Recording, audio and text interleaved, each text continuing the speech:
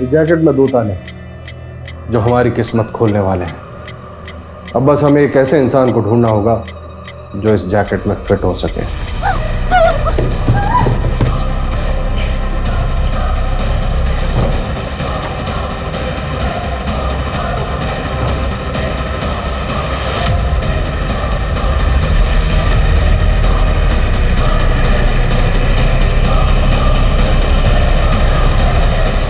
नमस्कार, मैं Ashutosh Rana crime petrol सतर्क की शातिर क्रिमिनल की इस श्रृंखला में आप सभी का हार्दिक स्वागत करता हूं। कहते हैं आवश्यकता आविष्कार की जननी है, लेकिन बारूद की खोज करने वाले ने सिर्फ तबाही ही चाहिए होगी यह कह पाना आसान नहीं है।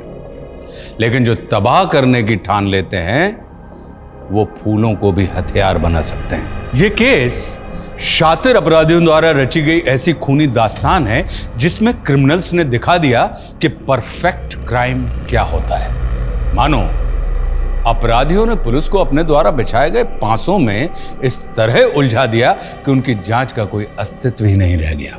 और सब कुछ ऐसे होता रहा जैसे गुनहगार इस गुनाह की पटकथा लिख रहे थे, जिसे उन्होंने जीवंत करके दिखा दिया था। मानो नामुमकिन को मुमकिन कर दिया गया। यह गुनाह एक ऐसा खेल था जिसे खेलने वाला हर एक खिलाड़ी धुरंधर था।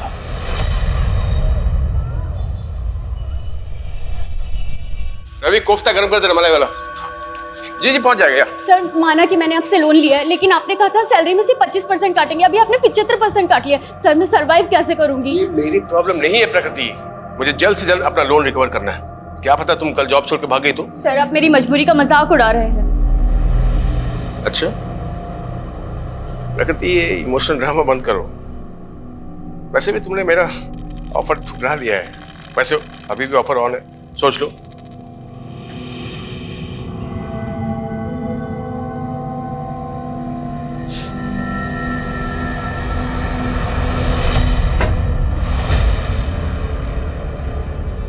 बड़ा खड़ूस है ना वो।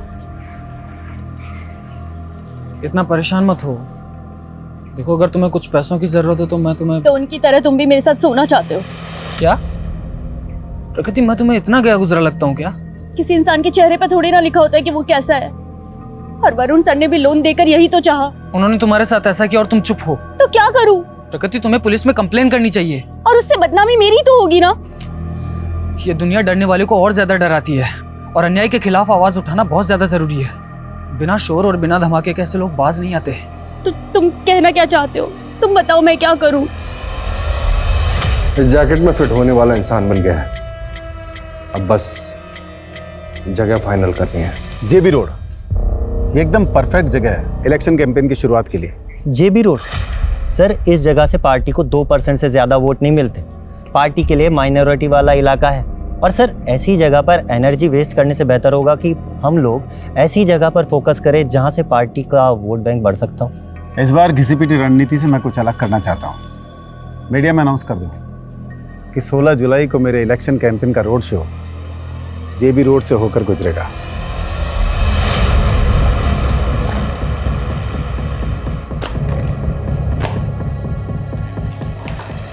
मैंने मेरा काम कर दिया है। अब मैं इंडिया में रुक के और रिस्क लेना नहीं चाहता। 16 जुलाई को 2 बजे मैं इंडिया छोड़ के निकल रहा हूँ।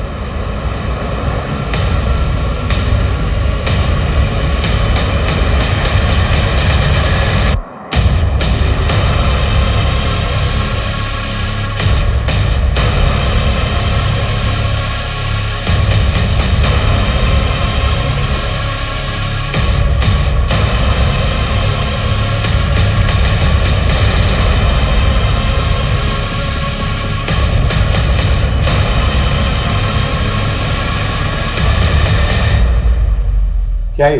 पढ़ो ना। मैं एक ह्यूमन बम हूँ। जो जैकेट मैंने पहनी उसमें बारूद है। तुरंत 2.5 करोड़ रुपया इस बैग में भरते, वरना यहीं फट जाऊंगा मैं। क्या बकवास है ये? गार्ड! हाँ सर। दूर हट, दूर हट, दूर हट। पहले तो गन अंदर रख, गन अंदर रख, वरना भेजा उड़ा दूंगा इसका। अंदर कर, जल्दी जल्दी, लॉक लगा, जल्दी कर। हाँ। ज्यादा वक्त नहीं मेरे पास, समझा ना? जल्दी से 2.5 करोड़ रुपए इस बैग में भर दे, वरना भेजा उड़ाऊंगा इसका।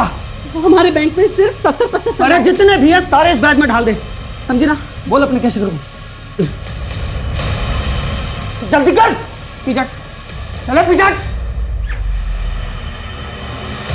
जल्दी ला, दूर हट।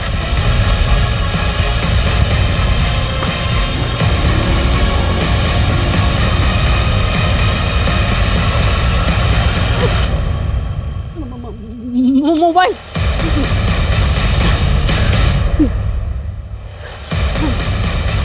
Hello police.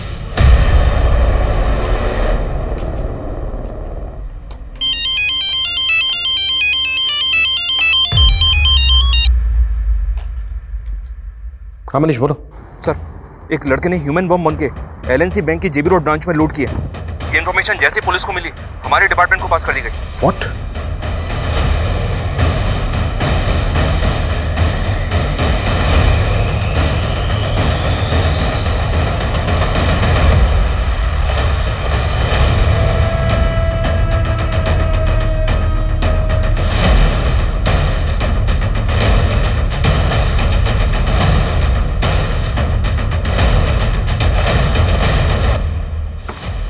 ये 20 मिनट पहले विश्राम चौक की तरफ भागा है।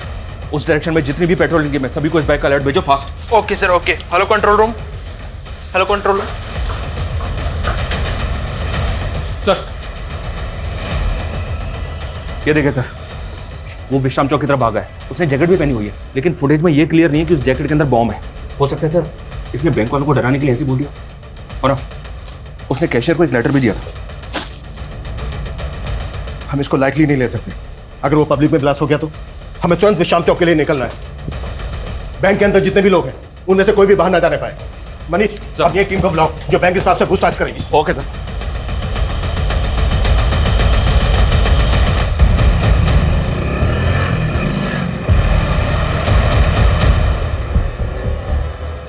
Hello hello control room. हाँ, वो बैंक रॉबर शांति नगर की तरफ जाते दिखा है।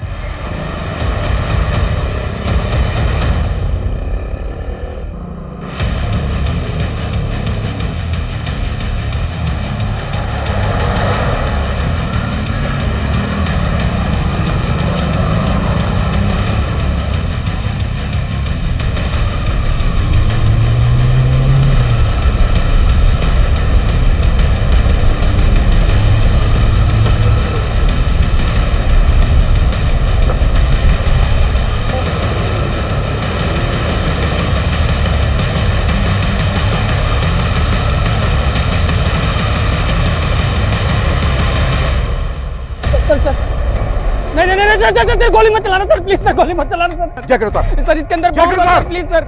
नहीं सर, इसके अंदर 2 लॉक लगे हैं सर। इसकी चाबी शांति नगर में सर। मैं वही लेने जा रहा था सर। मैं अगर 30 मिनट में चाबी नहीं मिली तो फट जाऊंगा सर मैं, प्लीज सर।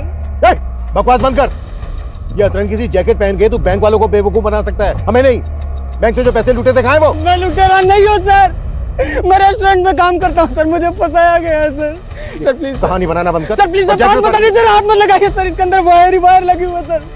सर एक भी वायर हिला तो मैं फट जाऊंगा सर, ये बॉम्ब है सर। प्लीज सर, नजदीक मत आइए सर, इसके अंदर 2 वायर लगे हुए सर, अगर कुछ भी हिला तो फट जाऊंगा सर मैं। सर ये बॉम्ब है सर, प्लीज सर। सब पीछे हटो, सुमित सबको पीछे हटो जल्दी, क्विक चलो। ये वाकई में बॉम्ब स्क्वाड को बुलाओ, turn fast, act fast. Okay sir. और इसे की सारी एक्टिविटी बंद करवाओ, टर्न। Okay sir.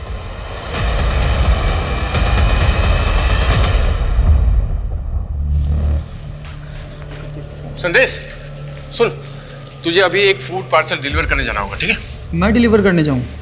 मुझे पता है तू डिलीवरी बॉय नहीं है, लेकिन प्रगति नहीं आई है तो तुझे जाना पड़ेगा ना। लेकिन मैं टाइम वेस्ट मत कर। जेमिनी गार्डन लेके जाना है तुझे, ठीक है? जेमिनी गार्डन में कहाँ पे, एड्रेस क्या है? यही एड्रेस है। तू जब जेमिनी गार्डन पहुंचेगा तो तुझे रेस्टोरेंट के कपड़ों में देख के पहचान लेगी। जल्दी कर, ऑर्डर रेडी होगा, ठीक है?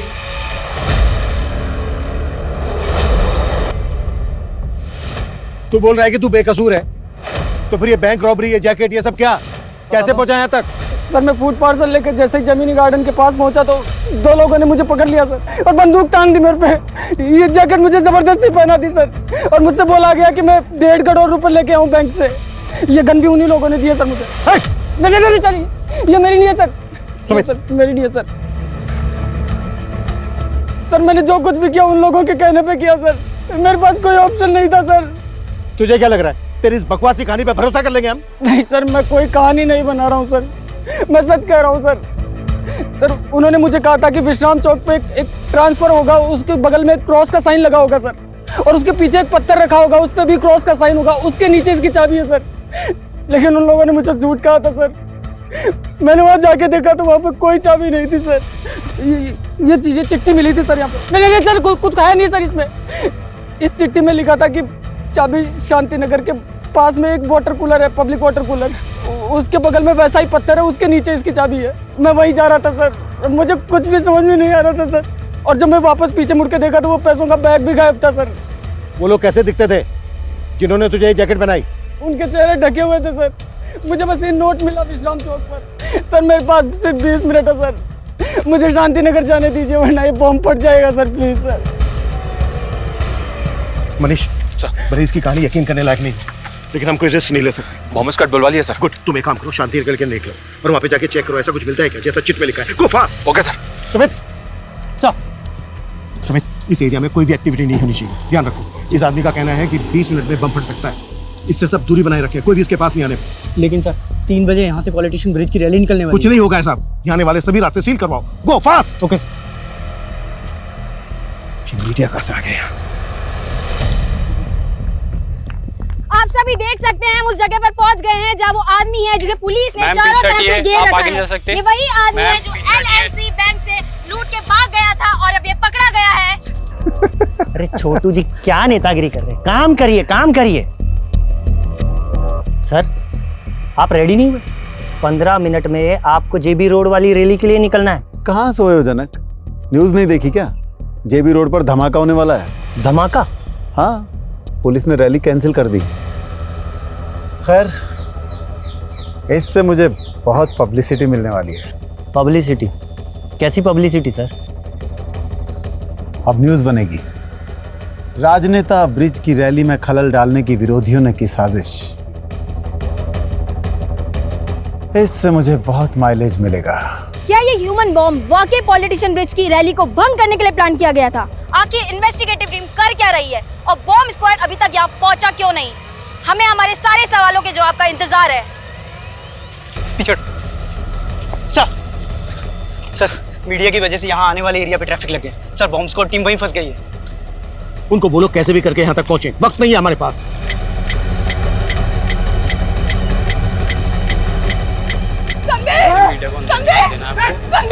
अरे रुकिए, आप अंदर नहीं जा सकते, अंदर खतरा है, आप अंदर नहीं जा सकते। आप जानते हैं आपका भाई ह्यूमन बॉम्ब बता रहे हैं। आप अंदर नहीं जा सकते, पीछे हटिए। क्या मेरी फ्लाइट कैंसिल हो गई? अगर आज मैं इंडिया से नहीं निकला तो बड़ी मुसीबत हो जाएगी।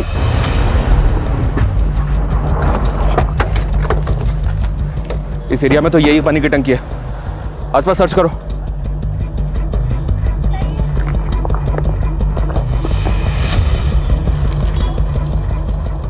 चाबी संतनगर के पब्लिक टॉयलेट के पास वैसे पत्थर के नीचे रखी।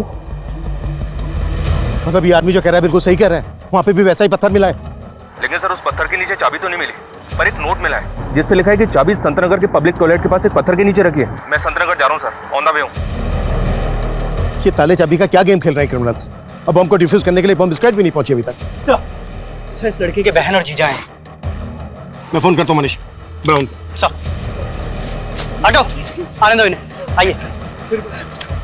साहब इसको बचा लीजिए, ये बेकसूर है, इसको फंसाया गया है साहब, ये मेरा भाई है, इसने कुछ नहीं किया साहब, प्लीज इसको बचा लीजिए आप। देखिए सबसे पहले आप अपने आप को संभालिए और ये बताइए कि आपका भाई करता क्या और ये सब उससे कौन करवा रहा है? साहब उससे कोई कुछ नहीं करवा रहा है, वो बेकसूर है, उसको फंसाया गया है। उसको फंसाया जा रहा है या वो खुद से कर रहा है, इसकी हम जांच करेंगे, लेकिन अगर वो बेकसूर है।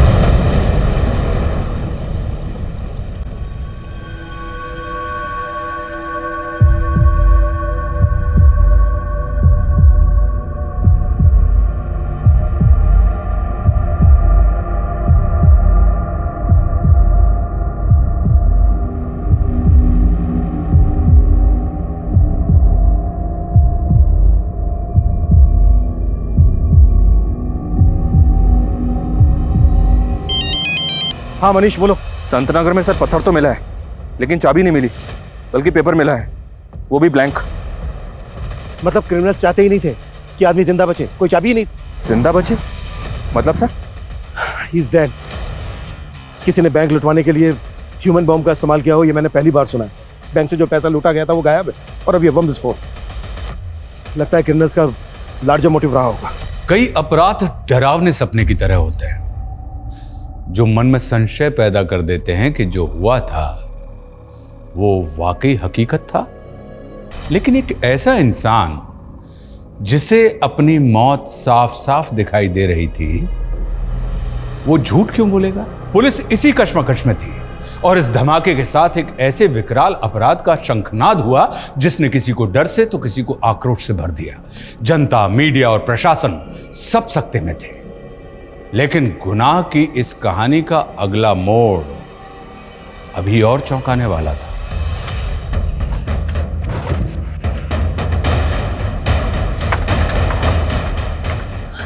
सर वो हमारी कौन संभाल लेगी? आइए, लॉक खोलिए। सर चलिए चलिए हम चलिए। लोग शरीफ लोग हैं सर। आइए आइए। हम लोग कुछ नहीं किया सर, और संदेश ने तो कभी गलत काम किया ही नहीं सर। आप मेरी बात मानिए सर। लॉक खोलिए। मैं लॉक खोलता हूँ सर, लेकिन हमने कभी गलत काम नहीं किया सर। सर हम खुद ही सदमे में कि संदेश के साथ ये सब। देखिए, आप हमें हमारा काम करने दीजिए। ये बताइए संदेश का रूम कौन सा है? सर कमरा तो वो ये वाला? हाँ।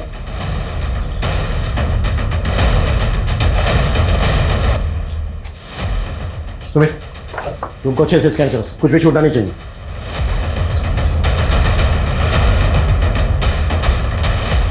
ये संदेश का लैपटॉप है? जी सर। सुमित, जब्त करो।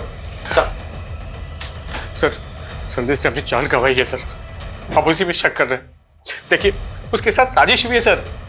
भेजा तो आप ही ने था ना उसको फूड पार्सल लेके? हाँ सर, भेजा तो मैंने ही था क्योंकि फूड पार्सल का ऑर्डर आया था सर मुझे। सर मुझे तो लग रहा है कि उसी की साजिश है जिसने वो पार्सल जेमिनी गार्डन में मंगवाया था। Yes type that. मुझे 2 वेज थाली ऑर्डर करनी है, पार्सल जेमिनी गार्डन भिजवा दो। फूड पार्सल की डिलीवरी के लिए उस औरत ने जो जेमिनी गार्डन का एग्जैक्ट एड्रेस दिया होगा वो दो हमें। सर मैं यही तो कहना चाह रहा हूँ सर, उसने कोई एड्रेस दिया ही नहीं था सर। सिर्फ इतना बोली कि डिलीवरी बॉय को जेमिनी गार्डन भेज दूँ और उसे रेस्टोरेंट के कपड़े में पहचान लेगी सर। हाँ सर देखिए, उसका फोन भी मैं ट्राई कर रहा हूँ सर, कब से उसका फोन भी बंद आ रहा है सर। सुमित, ये नंबर ट्राई करो। हमारी डिलीवरी कल छुट्टी पे थी, इसलिए मुझे अपने छाले को भेजना पड़ा सर। कौन डिलीवरी कर? प्रकृति सर बिना बोले छुट्टी पे चले गए सर, और उसका 2 दिन से उसका भी फोन बंद आ रहा है सर।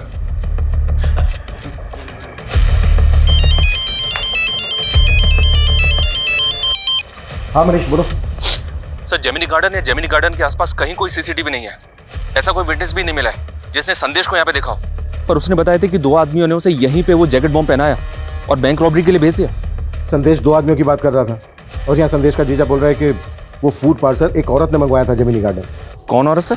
ये वो नहीं जानता, लेकिन कह रहा है कि उसके रेस्टोरेंट की जो डिलीवरी गर्ल है वो 2 दिन से गायब है। मेरे पापा कहते थे लाइफ में सक्सेस की 2 चाबियां होती है, डेडिकेशन और पॉजिटिव थिंकिंग। मैं डिलीवरी गर्ल का काम करती हूँ, लेकिन मैं यही सोचती हूँ और मैं पढ़ना नहीं छोड़ूंगी। बस एक बार मैंने MBA कर लिया, उसके बाद मुझे सक्सेसफुल होने से कोई नहीं रोक सकता। लेकिन मेरी माँ, अरे ये तुम कहाँ ले रहे हो? हम कहाँ जा रहे हैं?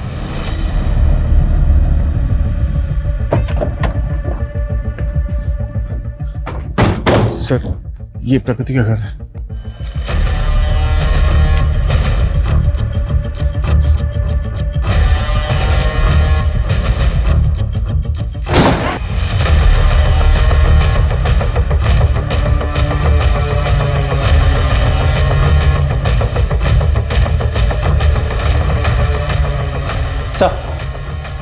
सर घर पे कुछ भी सस्पिशियस नहीं मिला। हर जगह अच्छे से चेक किया। Are you sure? हाँ मनीष बोलो। सर जिस नंबर से फूड पार्सल ऑर्डर किया गया था वो नंबर तो फेक आईडी पे लिया गया है। हो सकता है सर ये पहले से प्लानिंग हो कि जब संदेश वो फूड पार्सल लेके जेमिनी गार्डन जाएगा तो उसके शरीर पे बॉम्ब बांध के उसे बैंक लौटवा लिया जाएगा। संदेश रेस्टोरेंट में मैनेजर था, जाहिर सी बात है डिलीवरी कर प्रकृति वहाँ पर होती तो फूड पार्सल जेमिनी गार्डन लेकर वही गई होती, लेकिन प्रकृति 2 दिन से गायब है। सर ये भी तो हो सकता है कि प्रकृति भी इस प्लानिंग में शामिल हो और फोन भी उसी ने किया हो। प्रकृति वरुण के रेस्टोरेंट में काम करती थी, जाहिर सी बात है उन पर बहुत बार बात हुई होगी वरुण के साथ। वरुण का कहना है कि वो प्रकृति की आवाज़ नहीं थी, किसी और की थी, वो कोई और ही औरत। ठीक है, कोई और अपडेट हो तो मुझे फ़ोन करना। Okay sir. सर ये प्रकृति की माँ है, 1.5 महीने पहले गुजर गई थी। इन्हें कैंसर था सर। इन्हीं के इलाज के लिए प्रकृति ने मुझसे 3 लाख का लोन लिया था। 2 दिन से तो मैं ही सोच रहा था कि शायद वो लोन चुका नहीं पा रही थी, इसलिए जॉब छोड़कर चली गई होगी। सुमित, पता करो प्रकृति कहाँ हो सकती है। हमें जल्द से जल्द क्रिमिनल्स तक पहुंचना है। ये क्रिमिनल संदेश, प्रकृति, वरुण के रेस्टोरेंट से जुड़े लोग भी हो सकते हैं। सबको इन्वेस्टिगेट करो, बैंक के स्टाफ को भी। हो सकता है बैंक का स्टाफ भी इन लोगों से मिला हुआ हो। सब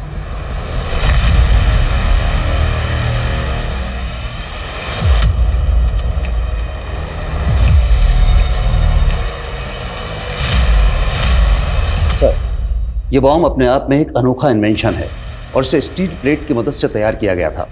और सर, ये स्टील प्लेट, ये जैकेट पर सर इस तरीके से लगाया गया था कि आदमी किसी भी तरीके से ना बच सके। और ये माइनिंग ब्लास्ट में भी बारूद की तरह इस्तेमाल किया जाता है। इसमें टाइमर की पावर और स्पार्क जनरेट करने के लिए किचन लाइटर्स की बैटरी का इस्तेमाल किया गया है।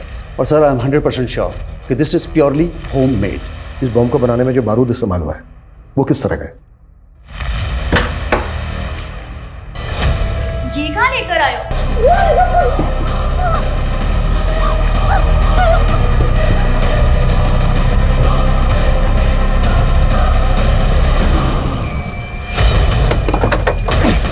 और सर, इस तरह के बारूद का इस्तेमाल तो टेरर ग्रुप्स ही करते हैं। लेकिन बैंक रॉबरी भी तो हुई है। अगर इसमें टेरर ग्रुप्स इन्वॉल्व होते तो महज 70-75 लाख रुपए के लिए वो ह्यूमन बॉम्ब का इस्तेमाल क्यों करें? और उन्होंने पर्पसली रेस्टोरेंट में खाना ऑर्डर किया। ये खेल जैसा दिख रहा है ना, वैसा है नहीं। एक काम करो मनीष, हमें कैसे भी करके पता लगाना है कि ब्रिज जी, 16 जुलाई को जेबी रोड पे आप रैली करने वाले थे। उस जगह पर हुए बम ब्लास्ट के बारे में आप कुछ कहना चाहेंगे? ये मेरे विरोधियों की साजिश है। वो नहीं चाहते कि हम जनता के बीच जाएं, उनके लिए काम करें, पर ये पब्लिक है, सब जानती है। लेकिन उस आदमी का क्या, जिसे जैकेट बम पहनाया गया, उसने बैंक से लाखों रुपए लूटे हैं। तो आपके विरोधी भी ऐसे ही बैंक में रॉबरी करवाएंगे?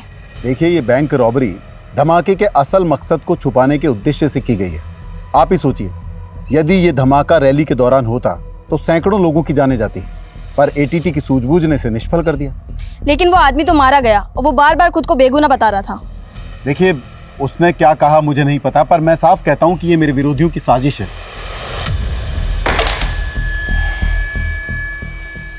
अगर हम उस लड़के को बचा लेते तो ये केस इतना विकराल रूप लेता ही नहीं।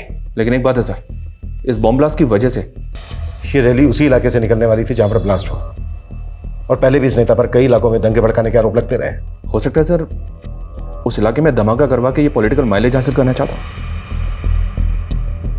वैसे तो ये थ्योरी दूर की है, पर कई केस ऐसे अजीबोगरीब होते भी हैं। काम करो, ब्रिज और उसके विरोधियों से जुड़े शरारती तत्वों की जांच करो, और ये भी पता करो कि प्रकृति और संदेश का किसी पॉलिटिकल पार्टी के साथ कोई कनेक्शन था क्या। Okay sir.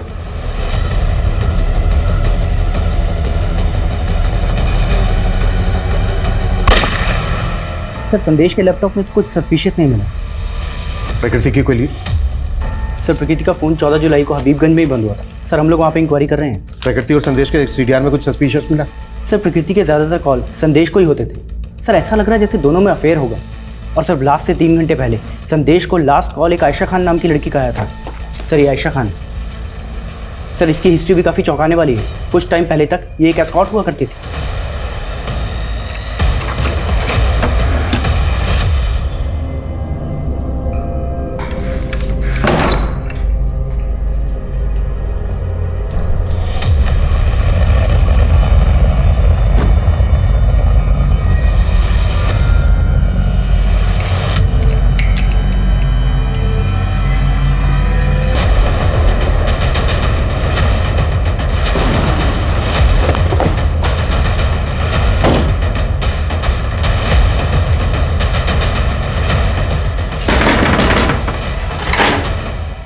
अंदर सर्च करो अच्छे से, कुछ भी छोटा नहीं चाहिए। क्या हुआ सर?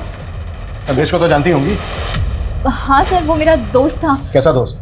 तुम एक एस्कॉर्ट थी और वो? सर, वो मेरा पास था। अब मैं बहुत नॉर्मल लाइफ जी रही हूँ। संदेश से मेरी दोस्ती 1 साल पहले हुई थी, लेकिन वो ज्यादा लंबी नहीं चल पाई। तुमने मुझसे इतना बड़ा सच छिपाया आयशा। तुम एक एस्कॉर्ट थी और संदेश में बताना चाहती थी, पर मैं कभी हिम्मत नहीं कर। बस आयशा, अभी सफाई देने की कोई जरूरत नहीं, क्योंकि अब तुम मेरे लिए कोई मायने नहीं रखती। मैंने सोचा था संदेश को मनाकर वापस अपनी जिंदगी में ले आऊंगी, इसीलिए उसको कॉल किया करती थी। लेकिन संदेश की बहन और जीजा तो जानते तक नहीं है तुम। सर, जब मैं उससे मिली थी वो अपने अंकल के पास रहता था। कौन अंकल? खेमू अंकल। मनीष, ये पढ़ो, मैं तुम्हारी आवाज रिकॉर्ड करनी। पढ़िए।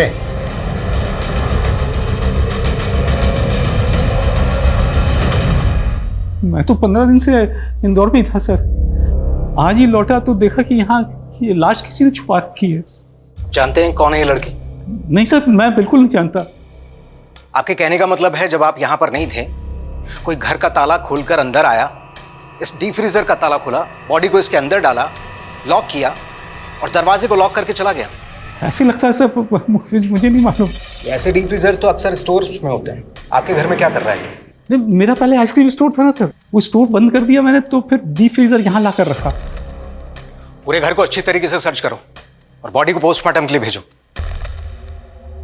2 वेज थाली चाहिए मुझे, बिना प्याज लहसुन वाली। ये आयशा की आवाज है, जिस औरत ने 16 तारीख को फूड ऑर्डर किया था। क्या उसकी आवाज भी ऐसी थी? मेरा मतलब सेम है? कह नहीं सकता सर कि ये आवाज वैसी है या नहीं। अच्छा, ये खेमू अंकल कौन है? खेमू अंकल? संदेश जब होटल मैनेजमेंट कर रहा था तो वो खेमू अंकल के यहाँ पीजी रहता था। ठीक है, आप एड्रेस दीजिए।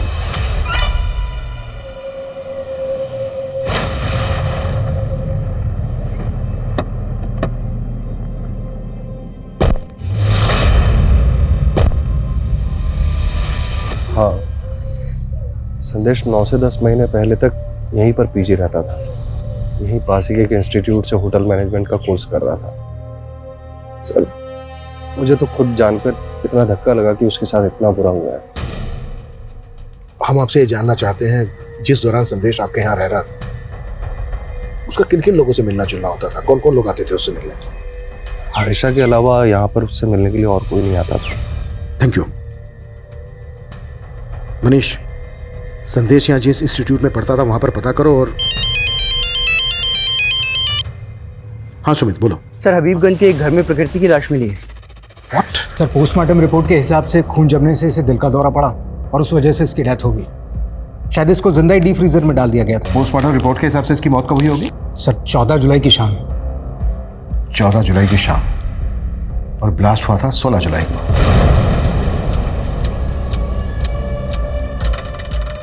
मतलब ब्लास्ट होने से 2 दिन पहले इस लड़के का मर्डर हो गया। सर, मैं तो 15 दिन से इंदौर में ही था सर। मैंने तो वो होटल बुकिंग और एयर टिकट सब डॉक्यूमेंट्स दिखाए। वो लड़की बैंक रॉबरी और ब्लास्ट के केस में हमारी सस्पेक्ट है। अगर हमें बाद में पता चला ना कि इसमें तुम्हारा थोड़ा सा भी हाथ। मैंने कुछ नहीं किया सर, मैं तो उस लड़की को जानता तक नहीं। पता करो इस जयचंद का आयशा, संदेश, प्रकृति और वरुण के साथ कोई कनेक्शन है क्या? जी सर। हाँ मनीष। सर, मैंने पता किया कि प्रकृति और संदेश का किसी भी पॉलिटिकल पार्टी से कोई कनेक्शन नहीं है। लेकिन सर, पता चला है कि सर्वेश नाम का एक बिजनेसमैन है।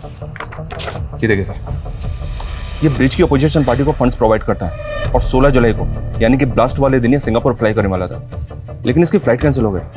और इस सर्वेश का स्टील प्लेट्स और किचन लाइटर मैन्युफैक्चरिंग करने का बिजनेस है। स्टील प्लेट्स और किचन लाइटर्स, ऐसा ही सामान बॉम्ब बनाने में भी इस्तेमाल हुआ था। सर, आप ऐसे ही कुछ भी बोल रहे हैं। माना कि मेरा स्टील का बिजनेस है तो क्या बम बनवा दूंगा मैं? सब चेक किया हमने। 1 महीने पहले तुम्हारी कंपनी के करंट अकाउंट से 50 लाख रुपए निकाले गए। ये सारा का सारा पैसा बम ब्लास्ट के फंडिंग के लिए इस्तेमाल किया था। सबूत है आपके पास कि मैंने ऐसा किया है? वो 50 लाख रुपए मैंने ब्रिज की पार्टी को चंदे में दिए थे।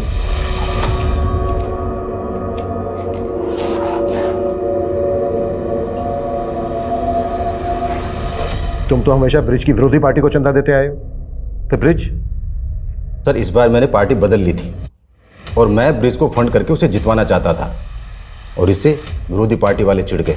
उनसे मुझे मेरी जान का खतरा था, इसलिए मैं इलेक्शन होने तक इंडिया छोड़कर बाहर जाना चाह रहा था और 16 जुलाई को मैं सिंगापुर जा रहा था। झूठ बोल रहा है सर्वेश, उसने कभी मेरी पार्टी को फंड किया ही नहीं।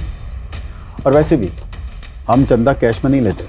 कहीं ऐसा तो नहीं है नेताजी कि आप इसी वजह से मानने से इनकार कर रहे हैं? क्योंकि आप अच्छी तरह से जानते हैं चंदा कैश में लेने की बात निकली तो इंक्वायरी बैठ सकती है आप पर। मैं किसी इंक्वायरी से नहीं डरता, जा सकते हैं आप। देखिए नेताजी। हाँ मनीष। सर, वो खेमू अचानक से गायब हो गया, उसका फोन भी बंद आ रहा है। व्हाट?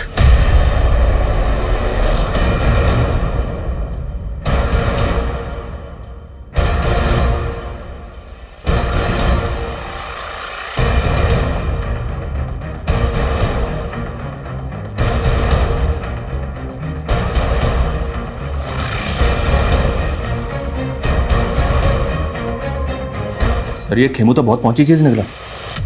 4 साल पहले अटेम्प्ट टू रेप की सजा काट चुका है। मतलब खेमू हिस्ट्री शीटर है? ये 11 साल पहले जोसेफ नाम के एक आदमी के गैरेज में काम करता था, वहीं सर्वेंट क्वार्टर में रहता था। इस पर जोसेफ की बेटी के साथ जबरदस्ती करने का आरोप था। ये जोसेफ है सर, और ये इसकी बेटी जेनिफर। गैरेज में काम करता था, सर्वेंट क्वार्टर में रहता था, और जेल से बाहर आने के बाद गौतम नगर की कोठी में रह रहा था। या सर, लेकिन ये कोठी निर्मला नाम की एक औरत के नाम पे थी। ये निर्मला सर। हालांकि इसने जेल से बाहर आने के बाद निर्मला से शादी की थी, लेकिन अभी निर्मला भी गायब है। उस रेस्टोरेंट में खाने का ऑर्डर एक औरत ने दिया था। मुझे 2 वेज थाली ऑर्डर करनी है, पार्सल जेमिनी गार्डन भिजवा दो। कहीं ऐसा तो नहीं है कि वो खाने का ऑर्डर निर्मला नहीं दिया था? हो सकता है सर, मैं निर्मला और खेमू दोनों का पता लगवा रहा हूँ। और मुझे लगता है हमें जोसेफ और उसकी बेटी जेनिफर से भी मिलना चाहिए। हो सकता है इन दोनों के पास खेमू से जुड़ी कोई इंफॉर्मेशन।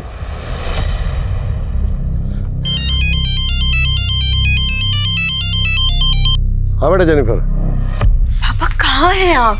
हाँ, आपको पता है ना आपकी जान को खतरा है, फिर आप ऐसे बिना बताए कहाँ चले गए? टेंशन मत ले बेटा, आज वो क्या थोड़ा वॉक करते करते लंबे रूट पे आ गया था, लेकिन डोंट वरी, जल्दी घर आ जाऊंगा। ठीक है, बस जल्दी घर आइए और प्लीज संभल के आइएगा।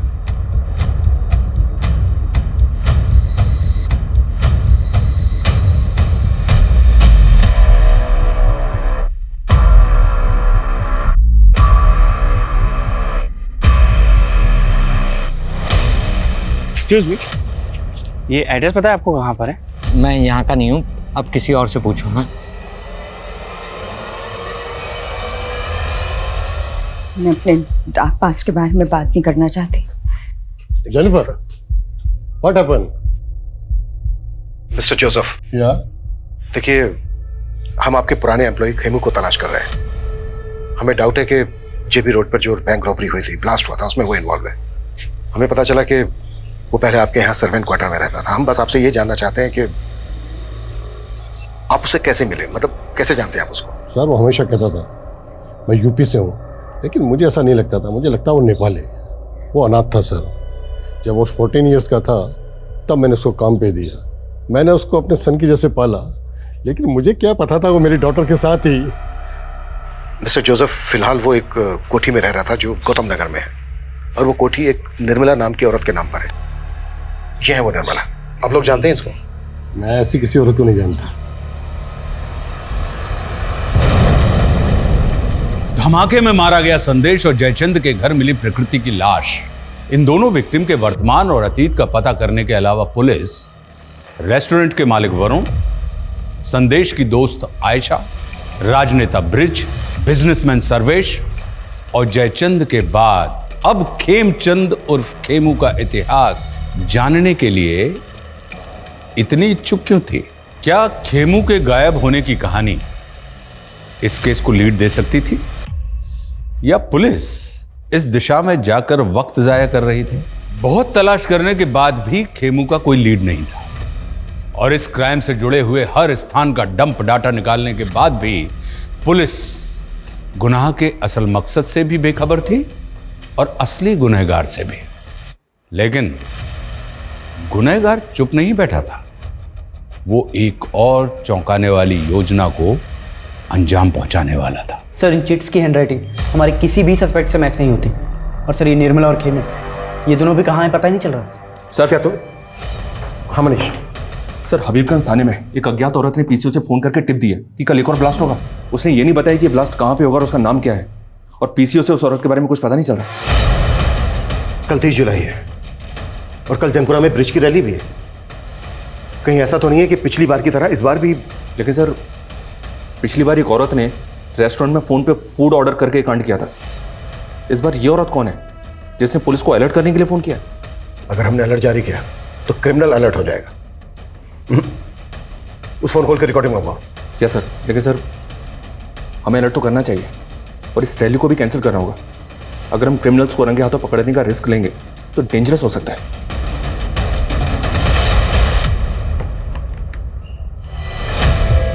अरे सर्वेश जी आप यहाँ? मैंने मना किया था ना कि यहाँ मत आना। मुझे कह देते, मैं आज हाजिर हो जाता। पुलिस मेरी इंक्वायरी कर रही है और आप मुझसे पिंड छुड़ा रहे हैं। इलेक्शन तक शांति रखिए। तुम्हारे ऊपर जितने भी ये ईडी के मामले चल रहे हैं ना, सबका निपटारा करवा दूंगा। और वो बम ब्लास्ट वाले केस का क्या? वो भी निपट जाएगा।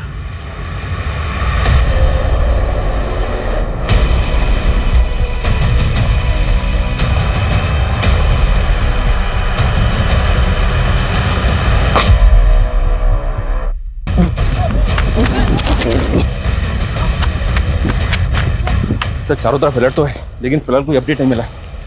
सर बॉम्ब स्क्वाड चारों तरफ ढूंढ रहा है, लेकिन सर कहीं से भी बॉम्ब की कोई अपडेट नहीं है।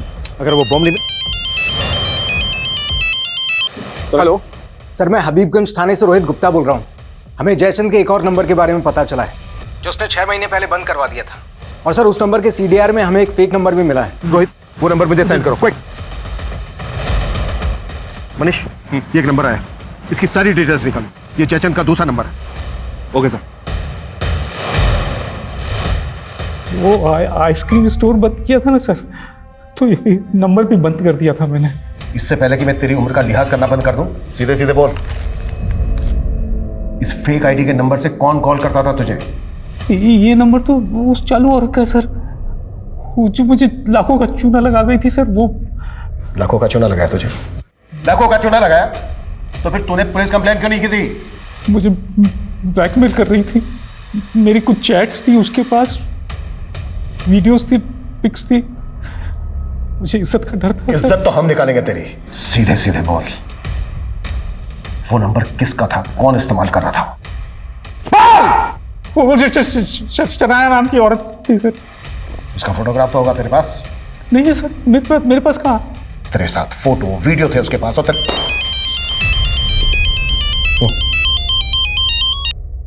हाँ मनीष बोलो। सर फिलहाल ब्लास्ट की तो कोई अपडेट नहीं है, लेकिन एक बात है सर, आज सुबह खेमू के मालिक जोसेफ का मर्डर हुआ है। हो सकता है सर इस मर्डर का, इस ब्लास्ट का और इस बैंक रॉबरी का आपस में कोई कनेक्शन हो। जोसेफ तो यहाँ से लगभग 200 किलोमीटर दूर रहता है, तुम उसे इस ब्लास्ट से। लेकिन सर लोकल पुलिस ने बताया कि जोसेफ की बेटी को इस बात का शक है कि ये मर्डर खेमू ने किया है।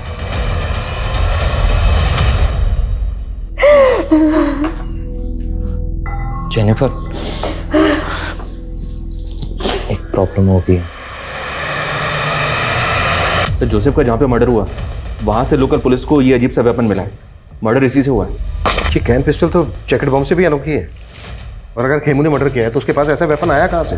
और क्रिमिनल क्राइम सीन पर वेपन छोड़ के क्यों भागा? वो भी ऐसा वेपन? सर जयचंद ने ये स्केच बनवाया, वो इस लड़की का नाम शनाया बता रहा है, लेकिन सर ये तो जेनिफर है।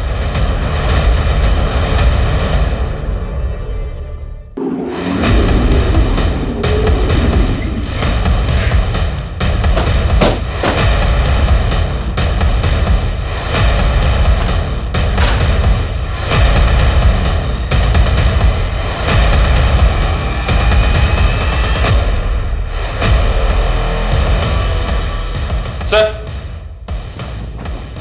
हाँ मनीष। ये देखिए सर,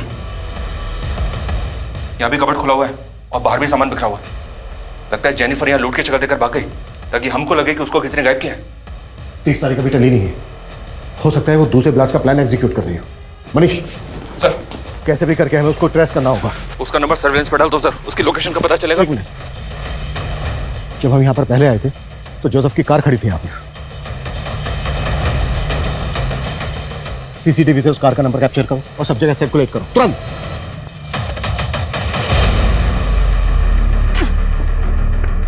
जल्दी कर जल्दी कर।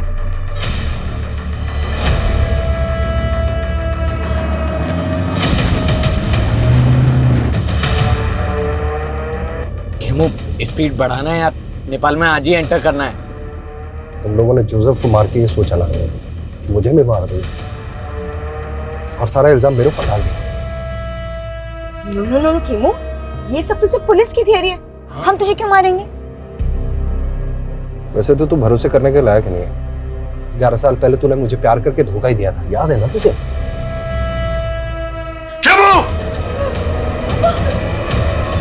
पापा, ये मेरे साथ रेप करने की कोशिश कर रहा था पापा।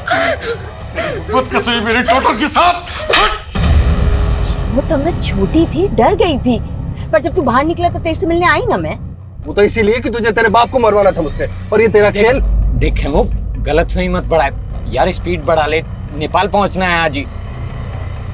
ठीक है, तो अब नेपाल पहुंच के हिसाब चुकता होगा। वो गाड़ी मिल गई है। वो कार डंप करके दूसरा व्हीकल लेके भागे होंगे। वहां से सभी डायरेक्शन में अच्छे से सर्च करो। जी सर। Fast fast.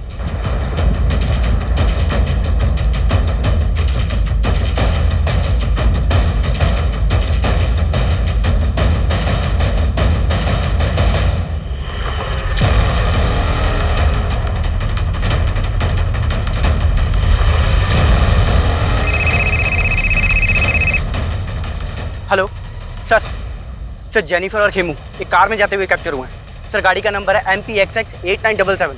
सर वो बाईपास रोड की तरफ गई है। Fast fast. खेमू गाड़ी साइड में लगा लेना यार, वो टॉयलेट लगा है।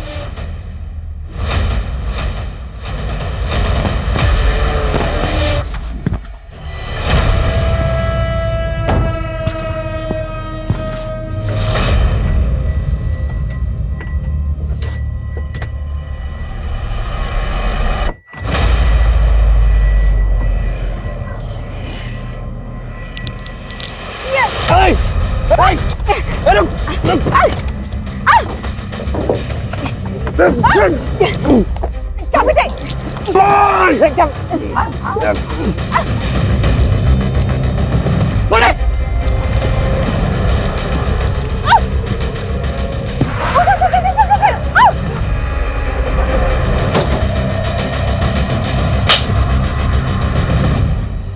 चलो को गाड़ी में।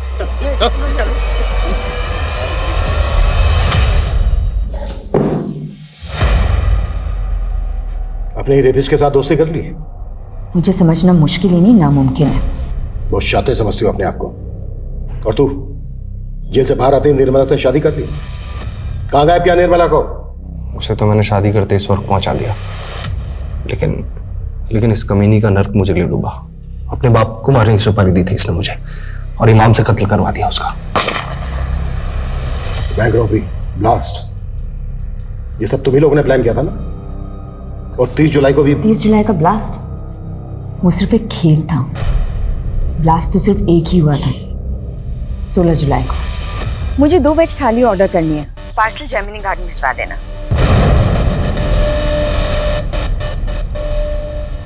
वैसे पहले ही प्लान नहीं था,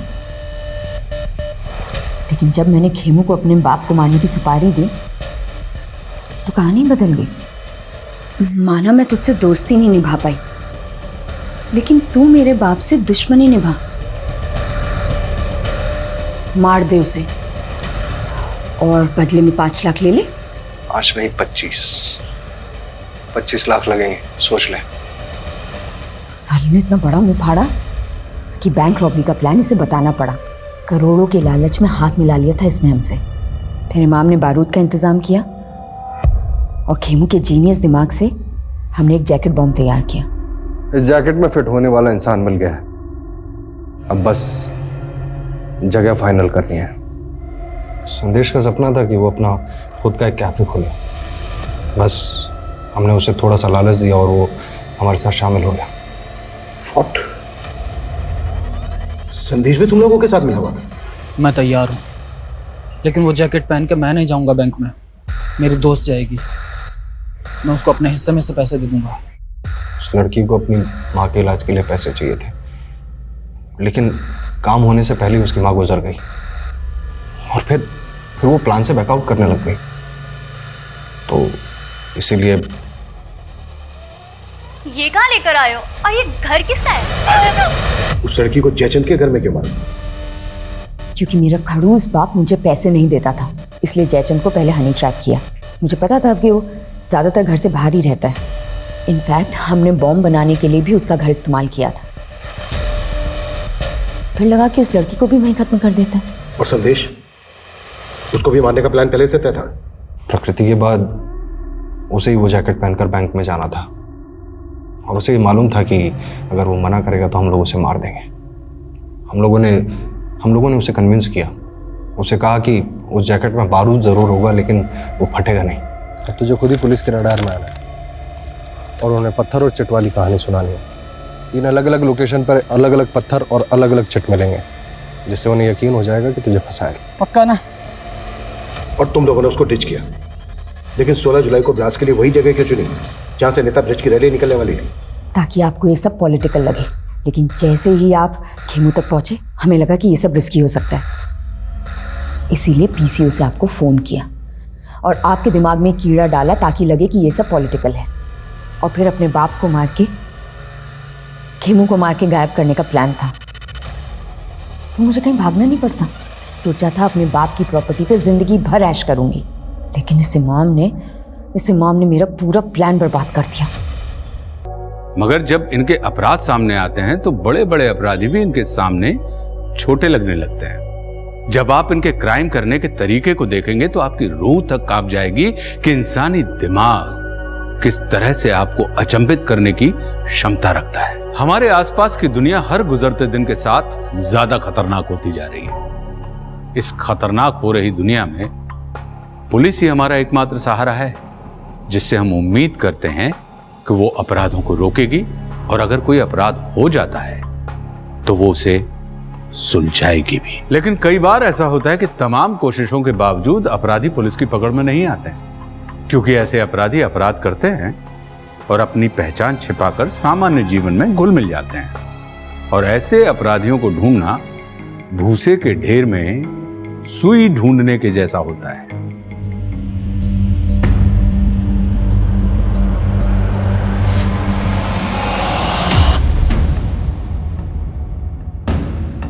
देखिए मिस्टर रजत, मैं आपकी कंडीशन को देख के ही आपको एडवाइस कर रहा हूं। आपका कैंसर 4th स्टेज में है।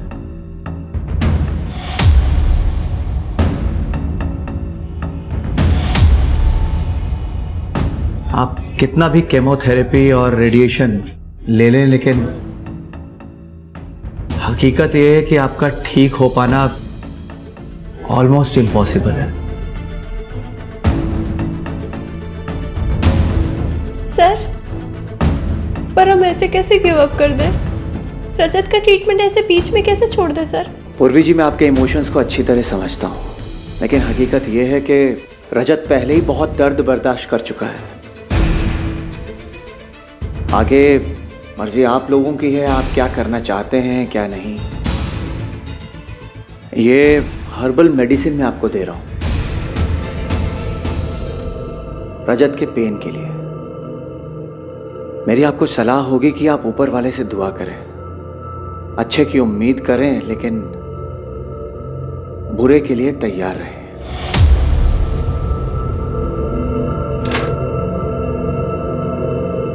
बकवास कर रहा है ये doctor. I can't leave you hanging. कोई बकवास नहीं कर रहे हैं डॉक्टर।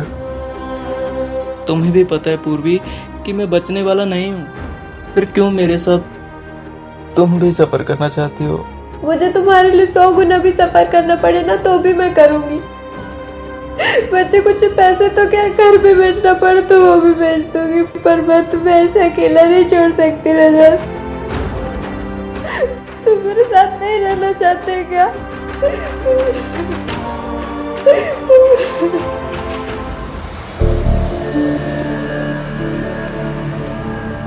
ओए बिल दे रे।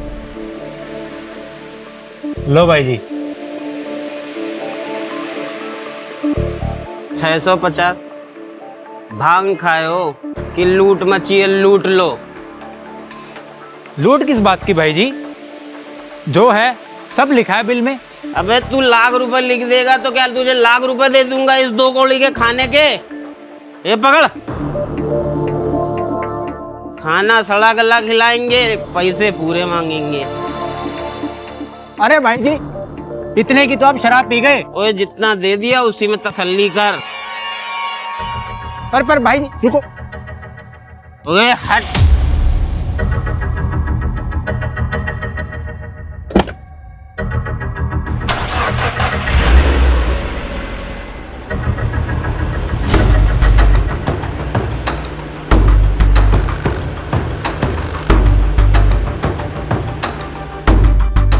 कहाँ जाना है? थोड़ा आगे तक छोड़ दीजिए। आ जाओ, बैठ जाओ, छोड़ देते हैं।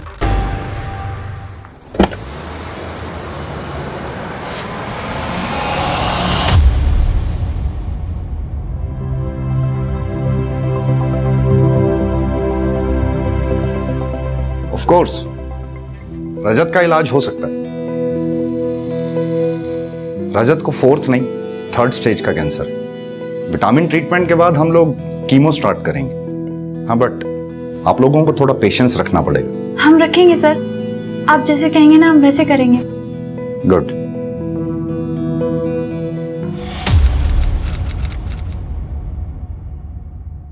आराम से निकालो। गला कटा हुआ है। जी सर। बॉडी को सर्च करो। और ना ही कोई आईडी कार्ड, लगता है लुड़के से फेंक दिया यहाँ। बॉडी को पोस्टमार्टम के लिए भेजो और इसकी फोटो क्लिक करो और आसपास के एरिया में लोगों को दिखाओ।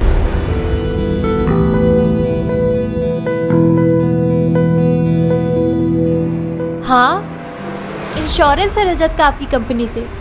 अगर आप पैसे नहीं भरोगे तो कौन भरेगा?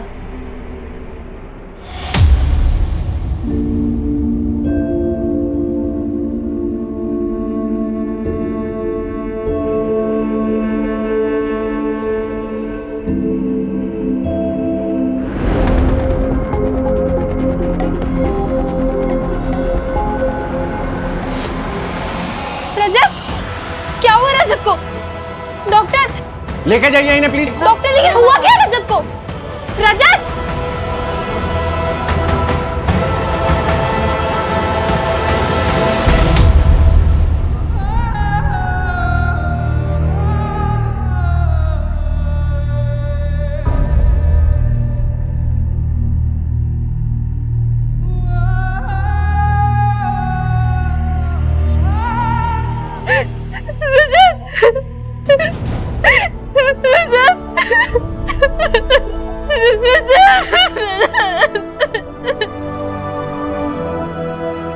रजत को क्या हुआ?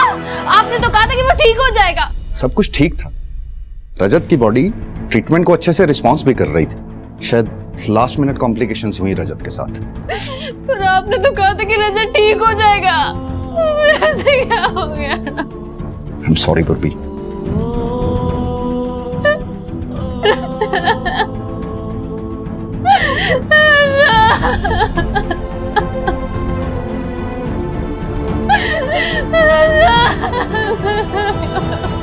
हाँ सर, मैं पहचानता हूँ इसको। टेम्पो ड्राइवर है ये, इसी रूट पर चलता था, अक्सर आता था मेरे ढाबे पर। लाश मिली है इसकी 2 दिन पहले, यहाँ से 3 किलोमीटर दूर हाईवे पर। लाश? सर 3 दिन पहले ये मेरे ढाबे पर आया था। जाते वक्त एक औरत को लिफ्ट देते हुए भी देखा था मैंने। जरूर इसी ने कुछ किया होगा उस औरत के साथ भी, तभी उसने इसे मार दिया होगा। नाम पता जानते हो इसका? सर नाम पता तो नहीं मालूम, पर हाँ पहले ही अपना मोबाइल ढाबे पर ही भूल गया था। एक मिनट सर, ये लो सर, शायद इससे कुछ आपको पता चल जाए। ठीक है।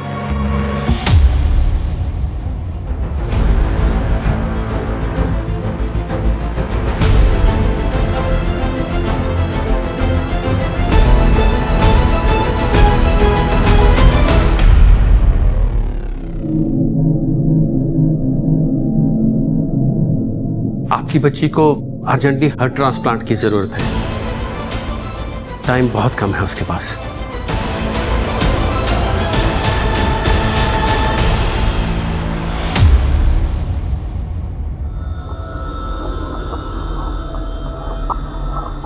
जी आप कौन? मेरी बेटी पीहू इस हॉस्पिटल में एडमिट है और आपके पिताजी की वजह से उसकी जान बचाई जा सकती है। कैसे? मेरी बेटी सिर्फ 8 साल की है और उसे हार्ट ट्रांसप्लांट की जरूरत है। डॉक्टर का कहना है कि आपके पिताजी का हार्ट उसे ट्रांसप्लांट किया जा सकता है। ये क्या बकवास कर रही हैं आप? मेरे पिताजी अभी जिंदा है। पर ब्रेन तो डेड है ना, और वो कभी रिकवर भी नहीं करेंगे। ये आप कैसे कह सकती हैं? और अगर ऐसा है भी तो मैं आपकी बेटी के लिए अपने पिताजी को मार दूं? देखिए, आप मेरी बात नहीं समझ रहे।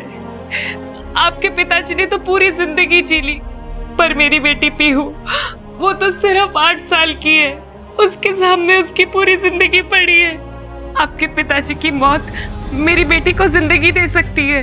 अरे कौन है ये औरत? भाई साहब, कौन है ये? कोई है यहाँ पे? बाहर निकलो इसे। मेरी कोई है यहाँ पे? जिंदगी आपके हाथ में, प्लीज उसे बचा लीजिए प्लीज। भाई साहब प्लीज, वो सिर्फ 8 साल की है, आप थोड़ा तो समझिए। उसकी पूरी जिंदगी पड़ी है। प्लीज मेरी बात सुनिए, प्लीज थोड़ा सोचिए। अब अंदर मत जाना।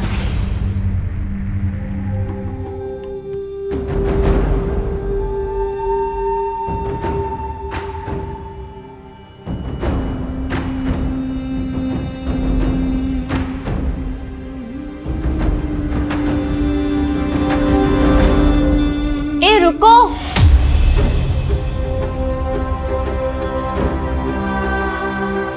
मैं आपकी हेल्प कर सकती हूँ अपने पति को मनाने में।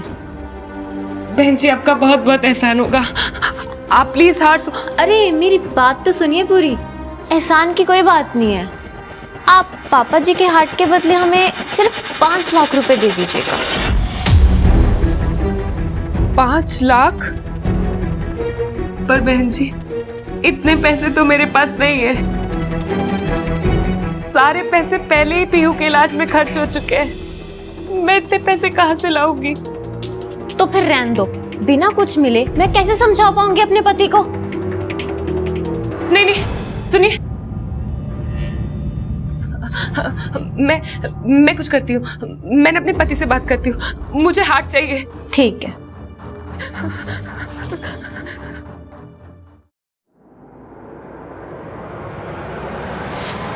हेलो,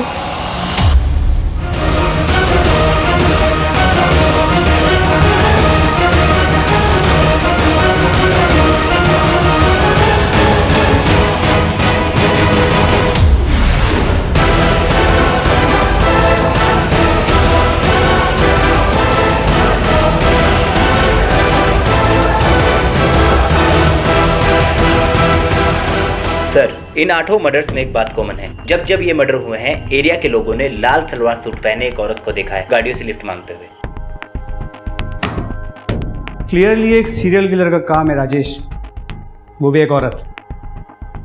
हमें सीरियल किलर मैपर की जरूरत पड़ेगी किलर की प्रोफाइलिंग करने के लिए। अरेंज करो। सर, इन सारे मर्डर्स में किलर का मोडस ऑपरेंडी बिल्कुल सेम है, लेकिन इस सीरियल किलर ने सिर्फ 8 ही मर्डर किए हैं, इस बात में थोड़ा डाउट है। कैसा डाउट? सर ये देखिए, ये उन सारे मर्डर्स में से किया गया सबसे पहला मर्डर है और ये सबसे आखिरी। सर लेकिन दोनों ही मर्डर्स के मोडस ऑपरेंडी में कोई डिफरेंस नहीं है, बल्कि इस तरह की किलिंग्स में परफेक्शन आते आते आता है, और इन सारे मर्डर्स में परफेक्ट सिमिलरिटी देख के तो ये कह सकता हूँ कि क्या ये मर्डर्स कोई औरत कर सकती है? सर बिल्कुल कर सकती, क्योंकि पीछे की तरफ बैठ के मारने के लिए ज्यादा फोर्स की जरूरत नहीं पड़ी होगी विक्टिम को कंट्रोल करने के लिए। मगर हाँ, वो फोर्स इतनी भी कम नहीं होगी कि कोई भी औरत इसे आसानी से कर ले। अगर वाकई में ये सीरियल किलर कोई औरत है तो पक्का वो कोई अच्छी कदकाठी वाली औरत होगी।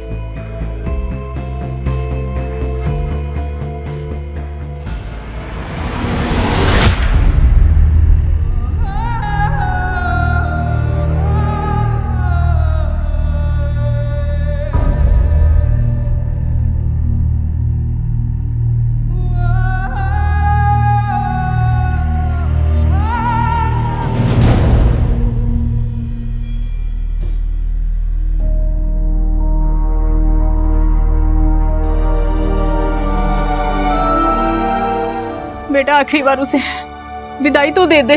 नहीं माँ, नहीं, रजत ने प्रॉमिस किया था कि वो लड़ेगा अपनी जिंदगी के लिए, मेरे साथ रहेगा, पर उसने अपना प्रॉमिस तोड़ दिया। वो मेरे साथ ऐसे कैसे कर सकता? माँ मैं उसे अलविदा नहीं कहूंगी, मैं नहीं कहूंगी। विशाल ले जाओ अपने भाई को, ले जाओ रजत को यहाँ से, मैंने ले जाओ रजत को।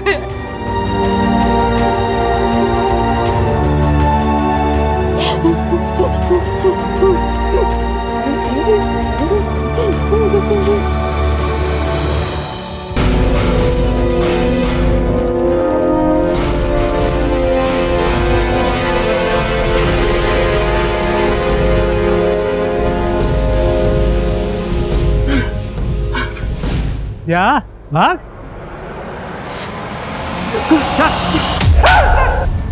बोल। सर मैं सच कह रहा हूँ सर, मैंने कुछ नहीं किया सर, मैंने किसी टैक्सी वाले का खून नहीं किया सर। तो जिस टैक्सी ड्राइवर की डेड बॉडी हमें मिली है उसकी टैक्सी तेरे पास कैसे आई? बोल। पिछले 1 साल से चोरी की गाड़ियों का कलर और चेसिस नंबर बदल के बेच रहा था ना तू। सोच रहा था कभी पकड़ा नहीं जाएगा, लेकिन इस बार तूने जल्दी में चेसिस नंबर बदलना भूल गया। साहब मैंने कुछ नहीं बदला सर, कुछ भी नहीं बदला सर। मुझे गाड़ियाँ वैसे ही मिली थी जैसे आपको मिली है सर। फिर ये सारी गाड़ियाँ तेरे पास आई कहाँ से तेरे पास? सर कॉल आते थे उन गाड़ियों को उठाने के लिए, और कॉल पर ही अलग अलग जगह का एड्रेस दिया जाता था। उन गाड़ियों को उठाने के बाद पेमेंट वही रखने के लिए बोलते थे साहब।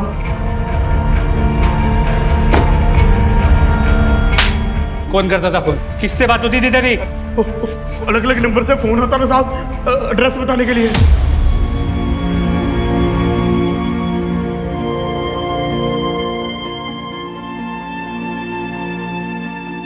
बेटा कुछ खा ले, ऐसे कब तक बिना खाए पिए जागती रहेगी?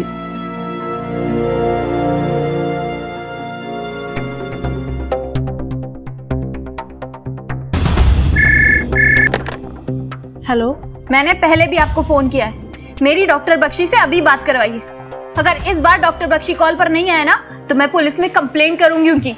मेरे पति की मौत के जिम्मेदार है वो। वेट,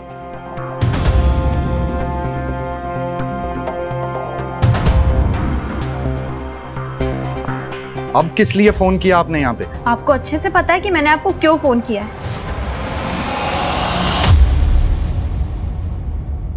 देखिए, आपके हस्बैंड की अभी अभी डेथ हुई है। कहीं आप इमोशंस में आके तो हॉस्पिटल को ब्लेम नहीं कर रही हैं? क्योंकि बहुत ही रेप्यूटेड हॉस्पिटल है ये। रेप्यूटेड है तो क्या हुआ? मेरे पति का मर्डर किया है डॉक्टर बख्शी उन हॉस्पिटल वालों ने। मुझे रिपोर्ट लिखवानी है उन लोगों के खिलाफ, कातिल है वो लोग। और आप मेरी रिपोर्ट नहीं लिख रही है, क्यों? क्या हुआ? सर वो मेरे रजत को उन लोगों ने। मैंने सब सुन लिया, आप प्लीज बैठिए बैठिए। मनप्रीत। Yes sir. मैडम से एनसी लो रिटर्न में, और खुद सिटी हॉस्पिटल जाकर पर्सनली चेक करो। Yes sir.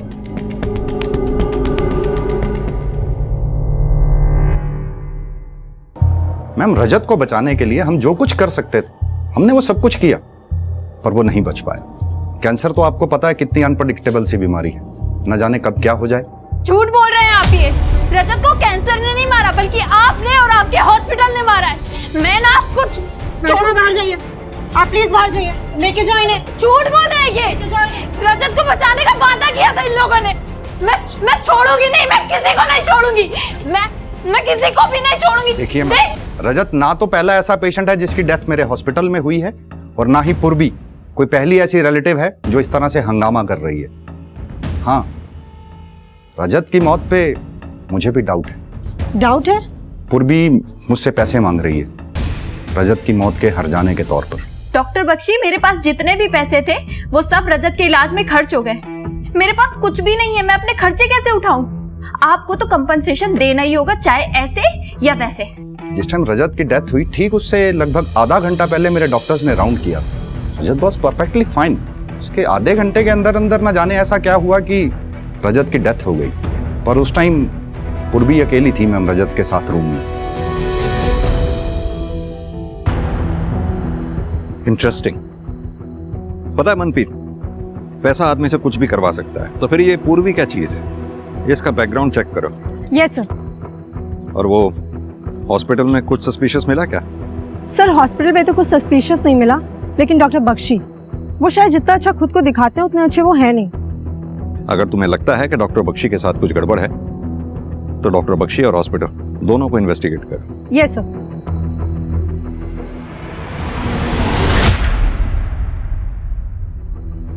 सर मुझे पैसों की जरूरत है, और आप ऐसे कैसे मना कर सकते हैं मुझे पैसे देने से? हेलो,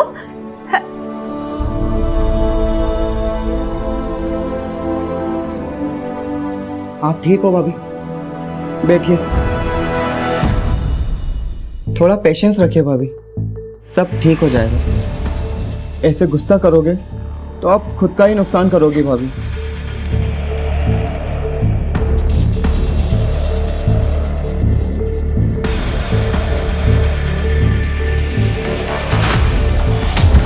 मुझे पता है मुझे क्या करना है।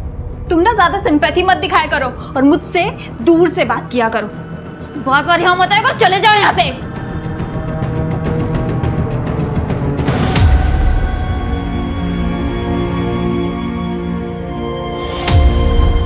आप बात को समझ नहीं रही हैं मैडम। हॉस्पिटल में जगह नहीं है दूसरे पेशेंट्स के लिए, और आपकी बेटी का एक ही इलाज है, हार्ट ट्रांसप्लांट, और वो आप अरेंज नहीं कर पा रही हैं। आप एक काम करिए, या तो इसको आप घर ले जाइए और इसके साथ टाइम स्पेंड करिए प्लीज।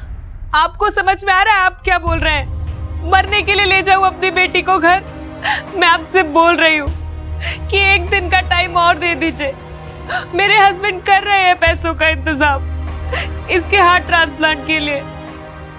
आप समझ क्यों नहीं रहे हैं? बस एक दिन, या तो आप हार्ट अरेंज करिए या फिर इसको आप घर ले जाइए प्लीज। पीहू बेटा, पापा सब ठीक कर देंगे। मैं जानती हूँ माँ।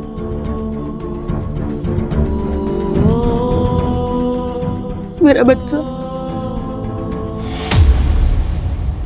ज्ञान के मर्डर केस में हमारे पास एक ही सस्पेक्ट है, वो ढाबे वाला वीरू, जिसका झगड़ा हुआ था ज्ञान के साथ। ओए जितना दे दिया उसी में तसल्ली कर। अरे पर भाई जी रुको। ओए हट। बाकी पुलिस स्टेशन से कुछ पता चला? हाँ सर, हाईवे पे हो रही लूटपाट की गैंग के बारे में पता किया। गैंग के बारे में क्या पता चला? सर गैंग के बारे में कुछ खास पता नहीं चला, लेकिन पिछले 1-2 सालों में कई पुलिस स्टेशन में ज्ञान जैसे ही सिमिलर मर्डर केसेस रिपोर्ट हुए हैं, जिनमें से ज्यादातर विक्टिम की पहचान नहीं हो पाई है सर। और जिन 1-2 विक्टिम की पहचान हुई भी थी, उनके केस को रैंडम लूटपाट की केस की तरह इन्वेस्टिगेट किया गया। अगर ये ढाबे वाला वीरू उस ज्ञान को नहीं पहचानता और उस लाल सूट वाली औरत के बारे में हमें नहीं बताता, तो हम भी शायद इस केस को एक रैंडम केस की तरह ट्रीट कर रहे होते। सर अब क्या करें? पहले तो हमें यह पता करना है कि ये वीरू सच बोल रहा है या सिर्फ हमें बहका रहा है। तुम ऐसा करो, बाकी के पुलिस स्टेशन से जो भी सिमिलर केस रिपोर्ट हुए हैं उनकी डिटेल मंगवाओ और उसे आपस में टैली करो। देखो कोई लीड मिलती है या नहीं। जी सर।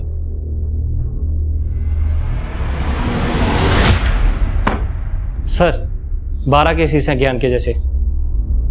12 केस तो रिपोर्ट हुए हैं तेजिंदर, क्या पता कितने केस रिपोर्ट ही नहीं हुए होंगे। मॉडस ऑपरेंडी को देखकर तो यही लग रहा है कि कोई गैंग एक्टिव है हाईवे पर। और सर वो औरत जो ज्ञान के साथ देखी गई थी?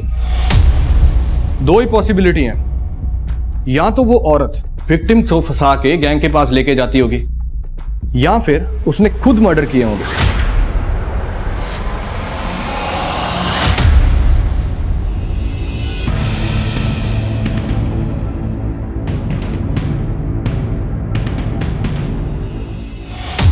सर 8 विक्टिम्स की पोस्टमार्टम रिपोर्ट स्टडी कर रहा था, लेकिन उसमें भी कुछ खास मिला नहीं था इन्वेस्टिगेटिव टीम्स को। सर हाईवे पर एक औरत की डेड बॉडी मिली है।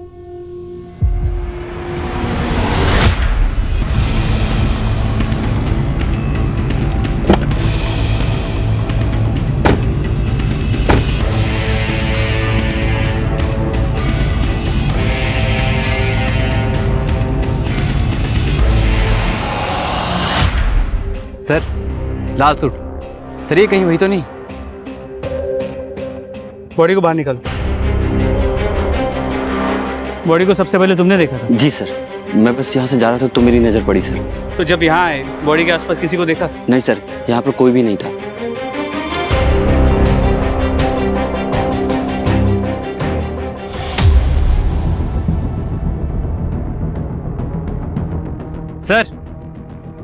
सर इसका नाम प्रतिमा सागर है, और सिर्फ इसकी आईडी नहीं, इसके पर्स से और भी देखिए क्या क्या मिला है।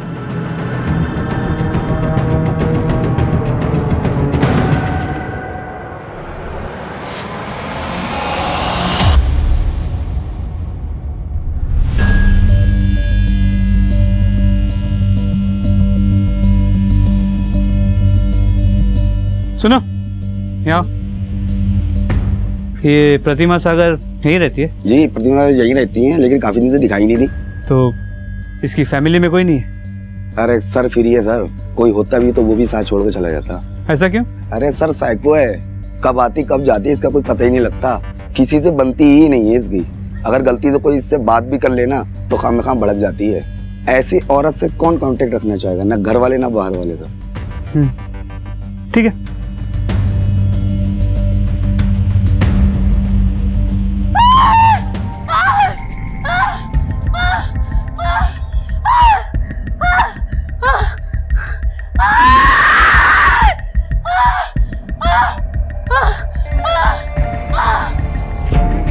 मुझे तो अभी भी यकीन नहीं हो रहा रीवा कैसे मान गई आपकी बात, जो डिलीवरी के लिए हॉस्पिटल के बजाय ये होम बर्थ का ऑप्शन चुना, जबकि उसकी प्रेगनेंसी पहले से इतनी कॉम्प्लिकेटेड है।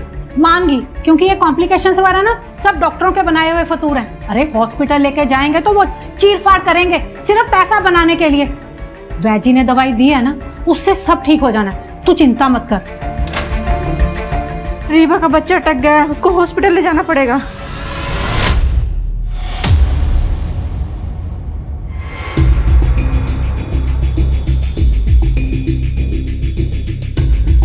We want justice. We want justice. We want justice. We want justice. We want justice. We want justice. अरे हटिए, हटिए, प्लीज प्लीज प्लीज प्लीज हटिए, सिक्योरिटी स्ट्रेचर लाओ please. We want justice. We want justice.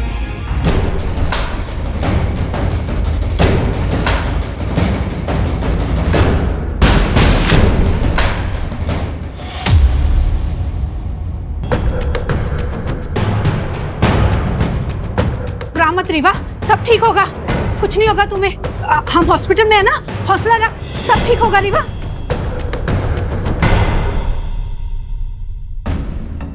मैं ना veggie को phone करती हूँ, वो जरूर कोई दवा बताएंगे। किसी को फोन नहीं करेंगे आप, पहले रीवा और मेरे बच्चे की जान खतरे में डाल चुकी हैं आप।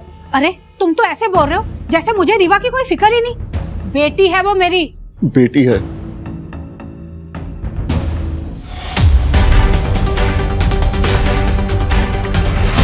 ये रहे तुम्हारे पैसे। लेट कर दिया तुमने, अब कुछ नहीं हो सकता। डैडी जी गुजर गए। कुछ नहीं हो सकता मतलब?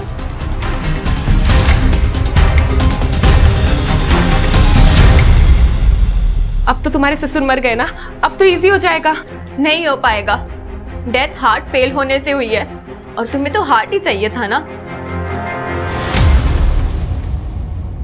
परी मेरी सो रही है, पीहू मेरी सो रही है, परी रानी आएगी, पीहू को खिलाएगी, पीहू खुश हो जाएगी।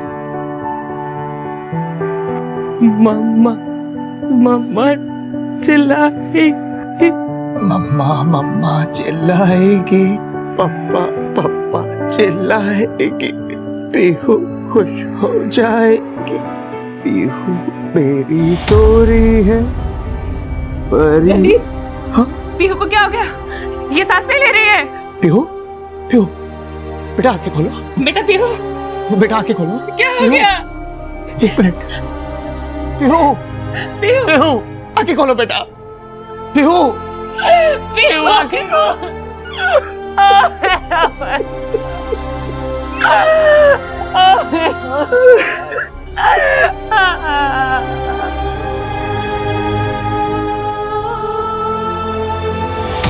सारे प्रूफ्स प्रतिमा को हमारी सीरियल किलर बता रहे हैं, लेकिन मुझे कुछ सही नहीं लग रहा। यह भी तो हो सकता है कि ये सारे प्रूफ्स प्लान किए गए प्रतिमा के खिलाफ, ताकि हम हमारी इन्वेस्टिगेशन बंद करें। एक काम करते हैं, इस प्रतिमा के मर्डर केस को एक इंडिपेंडेंट मर्डर केस की तरह ट्रीट करते हैं और इसके किलर को ट्रेस करने की कोशिश करते हैं। एक बार ये किलर हाथ में आ गया तो प्रतिमा की असली कहानी भी सामने आ जाएगी। प्रतिमा की बॉडी हमें यहाँ मिली, तुम उस तरफ जाके पूछताछ करो, हम लोग इस तरफ देखते हैं। हो सकता है प्रतिमा के केस में कोई नया लीड मिले। ठीक है सर।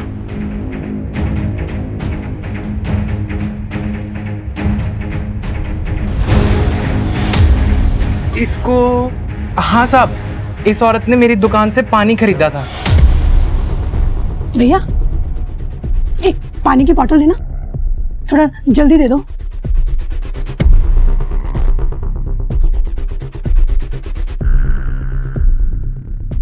मैडम कौन है वो?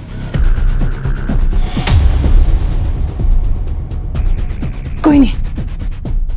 कौन था वो आदमी? सब इतना तो नहीं पता, बहुत अंधेरा था, पर वो आदमी ना कद काठी से बहुत लंबा चौड़ा था। यानी कि मेरा शक सही था, कोई तो प्रतिमा का पीछा कर रहा था। उसी ने प्रतिमा को मारा और उसकी बॉडी पे सीरियल किलर होने के प्रूफ प्लांट करके खुद गायब किया। सर लग तो ऐसा ही रहा है। दुकानदार के डिस्क्रिप्शन के हिसाब से पीछा करने वाले की कदकाठी हमारे सीरियल किलर की प्रोफाइल से मैच कर रही है। प्रतिमा के मोहल्ले में जाके पूछताछ करो।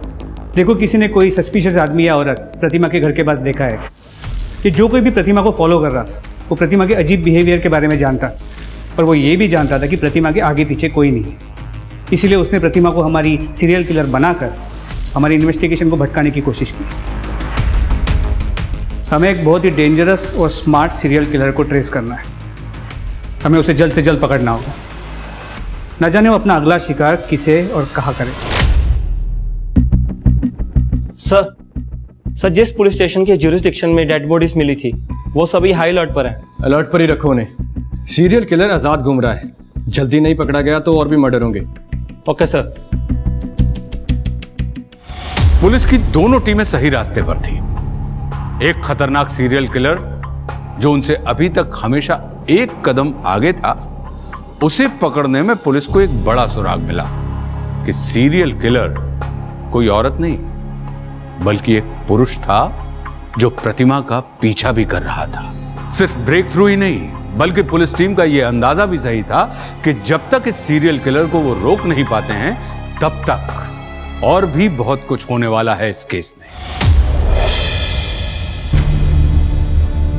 डेड बॉडी मिलने में थोड़ा वक्त लगेगा, तब तक आप घर जाइए, मैं आता हूं। जी मैंने सुना आपकी बीवी के बारे में। इन हॉस्पिटल वालों ने आपकी बीवी और बच्चे दोनों को मार दिया ना, जैसे मेरे रजत को मारा था। देखिए आप हमें प्लीज अकेला छोड़ दीजिए। वी आर इन पेन, हम बहुत दुखी है, प्लीज चलो।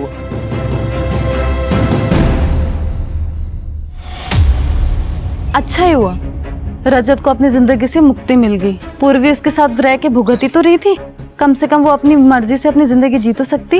अपनी मर्जी से मतलब? अरे मैम, मरने वाले के बारे में मैं आपको क्या बताऊं।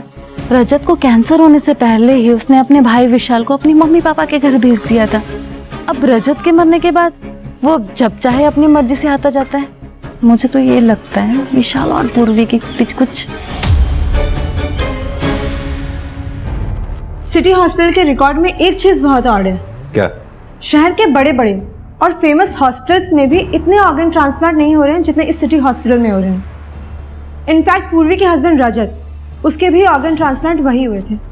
और सर पूर्वी, उसके बारे में हमें ये पता चला है। ये देखिए, ये तो रजत के इंश्योरेंस के पेपर है। बिल्कुल। और आप रजत की इंश्योरेंस को क्लेम करना चाहती हैं, वो भी जल्द से जल्द। हाँ तो इसमें गलत क्या है? मेरे पति के नाम पे इंश्योरेंस था और अब उसकी डेथ हो गई है। क्लेम नहीं करूंगी तो क्या करूंगी? गलत? इसमें कोई गलत नहीं है, बल्कि आपके और आपके देवर विशाल के बीच में जो भी कुछ चल रहा है, क्या वो सही है? क्या चल रहा है मेरे और विशाल के बीच में? कहना क्या चाहते हैं आप? यही कि आपके और विशाल के बीच में जो कुछ भी चल रहा था, इसी वजह से रजत ने विशाल को उसके माँ बाप के पास भेज दिया था, क्योंकि उसे शक था। बकवास कर रहे हैं आप। ये रजत ने विशाल को यहाँ पर सिर्फ पढ़ाई करने के लिए बुलाया था, मगर वो यहाँ आकर कुछ ज्यादा ही बिगड़ गया था। मेरे साथ फ्रेंडली होने की कोशिश कर रहा था, इसलिए मैंने रजत को बोला था विशाल को वापस मम्मी पापा के पास भेजने के लिए। और ये डॉक्टर बख्शी से कॉम्पनसेशन के लिए ब्लैकमेलिंग कर रहा है। मैंने कोई ब्लैकमेलिंग नहीं की है सर, मैंने सिर्फ उनसे ये कहा था कि उन्हें रजत की मौत का हर्जाना भरना पड़ेगा, और डॉक्टर बख्शी इस बात का बतंगड़ बना रहे और कुछ नहीं कर रहे सर। मुझे तो इस बात का विश्वास नहीं होता सर कि जो लोग मेरे पति की मौत के जिम्मेदार है अब उनकी बात पे भरोसा कर रहे हैं। पूर्वी जी, हमें आपके बारे में कुछ बातें पता चली थी तो हमने आपसे पूछताछ की। हमें डॉक्टर बख्शी और उनके हॉस्पिटल के बारे में कुछ बातें पता चली हैं, उनसे भी पूछताछ करेंगे। मेरा बेटा 29 साल का था, आज तक अपेंडिक्स के अलावा उसे कभी हेल्थ प्रॉब्लम नहीं हुई, और उसी के लिए हम सिटी हॉस्पिटल में उसको लेकर गए थे, मगर वो जिंदा वापस ना आ सका। क्या आपने अपने बेटे के ऑर्गन्स डोनेट करने के लिए कुछ पेपर्स पे साइन किया था? मैम, इलाज के दौरान उन्होंने हमसे इतने पेपर साइन करवाए, हो सकता है बीच में कोई ऐसा पेपर रख दिया हो, हमें इसके बारे में कुछ मालूम नहीं है।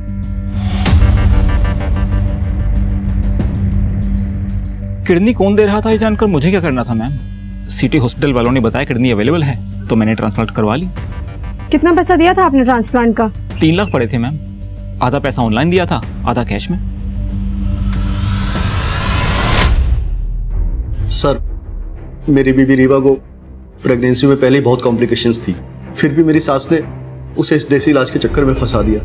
अब आप ही बताइए, मैं अपनी बीवी की मौत का जिम्मेदार किसे मानूं? उस हॉस्पिटल को या अपनी सास को? मिस्टर शिव, एक बात बताइए, आपकी पत्नी रीवा के ऑर्गन्स डोनेट हुए थे?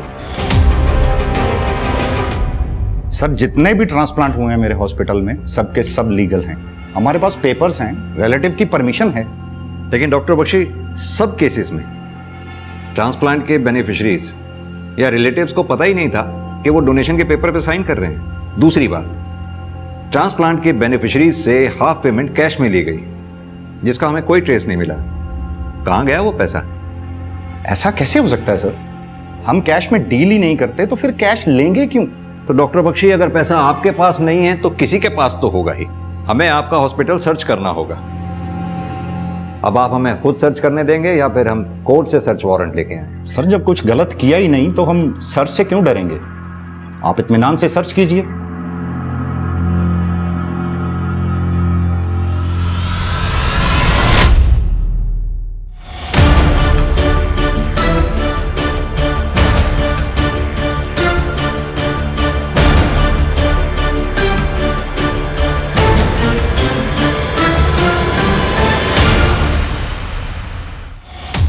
हाँ तो राधा कुमारी जी, हॉस्पिटल के ऑर्गन डोनेशन ट्रांसप्लांट के सारे गड़बड़ केसेस तुम ही हैंडल करती हो, क्यों और कैसे? हॉस्पिटल में कोई और नर्स नहीं है क्या? सर मेरा यकीन कीजिए, मैंने किसी को कुछ नहीं किया। मैं तो सिर्फ ऑर्गन डोनेशन के पेपर पर रिश्तेदारों की सिग्नेचर लेती थी। धोखे से? ये सारा उसका आइडिया था। वो पहले से ही जानता था कि कौन सा पेशेंट कब बनने वाला है। वो बस मुझे नाम मैसेज कर देता था और मैं सारे पेपर वर्क कंप्लीट कर लेती थी। सब बताए गए पेशेंट के मरने के बाद जिन्हें ऑर्गन चाहिए होते थे, मैं उनसे कैश लेके उसे 70% दे देती थी। मुझे तो सिर्फ 30 ही मिलता था सर। नाम क्या है उसका? नाम बताओ। सर मुझे नहीं पता, वो सिर्फ मुझे पेशेंट का नाम मैसेज करता था और पैसे कहाँ छोड़ने हैं वो एड्रेस मैसेज करता था। जब तुम उसे जानती तक नहीं हो, इतना दावे के साथ कैसे कह सकती हो कि वो मेल था? सर मैंने तो सिर्फ आइडिया लगाया है। वो औरत है कि मर्द मुझे नहीं पता। देखो राधा, इतना बड़ा कांड तुम अकेले तो कर नहीं सकते। शराफत से ये बताओ, इस इतने बड़े कांड में हॉस्पिटल का कौन कौन स्टाफ मेंबर तुम्हारे साथ शामिल है? सर गार्ड रमेश और वार्ड बॉय सुखविंदर। सर मेरा कोई कसूर नहीं है, मुझे छोड़ दीजिए, मैं बेगुनाह हूँ सर।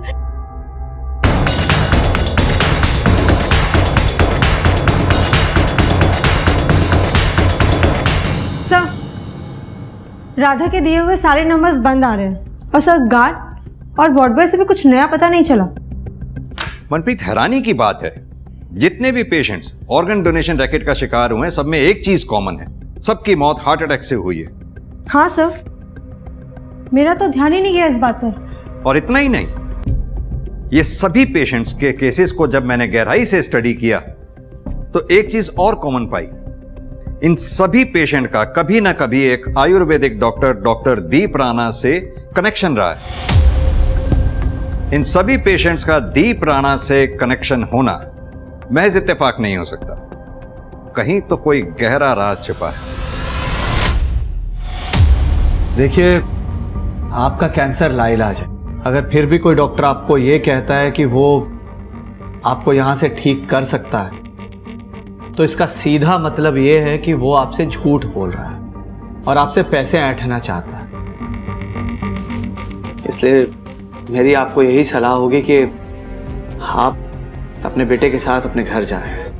आप अपनी जिंदगी के आखिरी कुछ दिन अपने परिवार वालों के साथ शांति से बिताएं। बेटा, ये स्वर्ण अमृत मैं तुम्हें दे रहा हूं, जब जब दर्द हो देते रहना। सर पिछले 3 सालों से प्रैक्टिस कर रहा है डॉक्टर, लेकिन इससे पहले कहाँ था, क्या कर रहा था, इसकी कोई इन्फॉर्मेशन नहीं। और उसकी डिग्री जेन्युइन है सर, लेकिन एक चीज़ बहुत स्ट्रेंज है इसके बारे में। इसकी फैमिली लाइफ के बारे में किसी को कुछ नहीं पता। इसके माँ बाप, इसके बीवी बच्चे, इसकी कोई इन्फॉर्मेशन नहीं।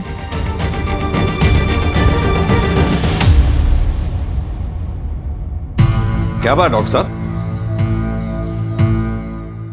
भागने की तैयारी हो रही है?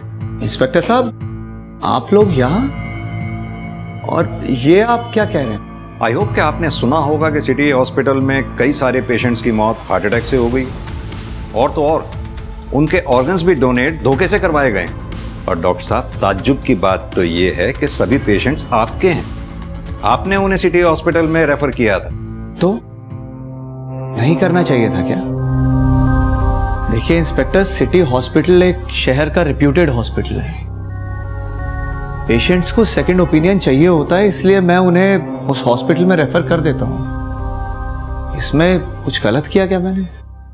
गलत नहीं किया होता तो ऐसे भाग तो नहीं रहे होते डॉक्टर साहब। मैं भाग नहीं रहा हूँ। मैंने अपने लैंडलॉर्ड को 1 महीने पहले ही इन्फॉर्म कर दिया था कि मैं यहाँ से जा रहा हूँ दूसरे शहर। आप चाहें तो उनसे पूछ सकते हैं। पूछ लेंगे, उनसे भी पूछ लेंगे। फिलहाल आप ये बताइए कि आप यहाँ 3 साल से प्रैक्टिस कर रहे हैं। 3 साल पहले आप कहाँ थे, क्या कर रहे थे, इसका कोई रिकॉर्ड क्यों नहीं?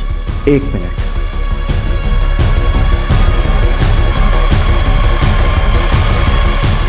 ये देख लीजिए आप देख लीजिए मैं कब कब कहाँ कहाँ किस किस शहर में रहा और क्या कर रहा था, वो सब डिटेल है इसमें।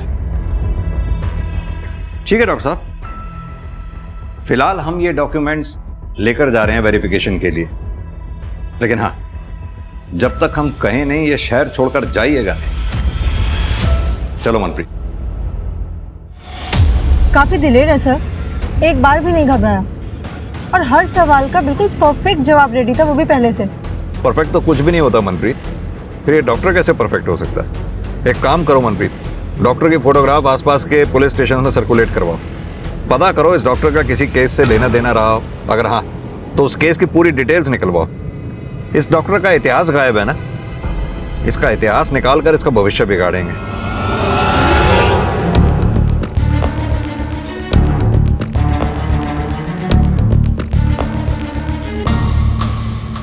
सर, हम उस सीरियल किलर को कभी ढूंढ नहीं पाए। हमने अपनी पूरी कोशिश की। उस सीरियल किलर ने अपनी एक विक्टिम प्रतिमा को सीरियल किलर बनाकर हमारे सामने प्रोजेक्ट करने की कोशिश भी की। हमने प्रतिमा के एक पड़ोसी से उस किलर की आधी अधूरी स्केच बनवाई थी। सर ये देख। तो इस स्केच से कोई हेल्प नहीं मिली आपको? नहीं सर, हमें प्रतिमा के घर में एक अनजान आदमी के फिंगरप्रिंट्स भी मिले थे, लेकिन हमारे पास कोई सस्पेक्ट था नहीं जिसके साथ वो फिंगरप्रिंट्स मैच कर सकते। सर, अब आपके पास एक सस्पेक्ट है तो ट्राई करके देखते हैं। नहीं वर्मा जी, ऐसे डॉक्टर दीप राणा के फिंगरप्रिंट्स नहीं ले पाएंगे। वो बहुत होशियार है, डेंजरस भी। हमें उसके फिंगरप्रिंट्स उसकी नॉलेज में डाले बिना लेने होंगे। सर वो कैसे करेंगे? मनप्रीत, एक सर्च वारंट निकलवाओ। Yes sir.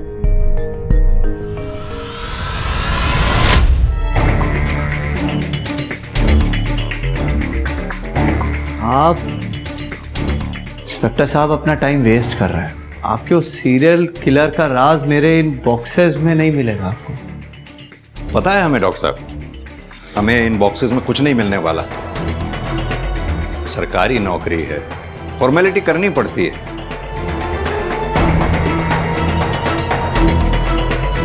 चलो भाई, हो गया बस। ठीक है डॉक्टर साहब, जल्दी मुलाकात होती है। चलो मनप्रीत।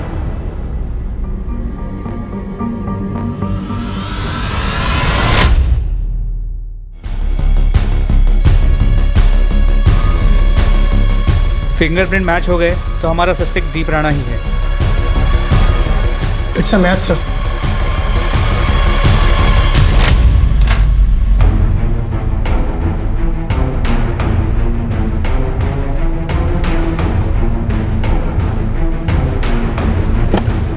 मैं क्रिमिनल कोई शौक से नहीं बना हूं।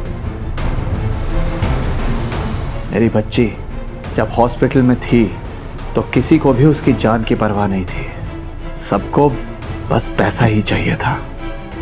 मैं पैसे भी ले आया था पीहू के हार्ट ट्रांसप्लांट के लिए, मगर ट्रांसप्लांट होने से पहले ही वो बुढ़ा हार्ट अटैक से मर गया। और तब मुझे लगा कि जिसको मरना ही है, अगर उसके मरने से किसी की जिंदगी बच जाती है, खासकर मेरी बेटी जैसे बच्चों की या और लोगों की, तो उनके मरने में क्या गलत है। इसलिए मैंने डॉक्टर बनने की सोची। जिन लोगों के बचने की कोई उम्मीद ना हो, उन्हें टाइम से उनके अंत तक पहुंचा सकूं। लेकिन डॉक्टर बनने के लिए मुझे पैसों की जरूरत थी और इसलिए मैंने मर्डर्स किए।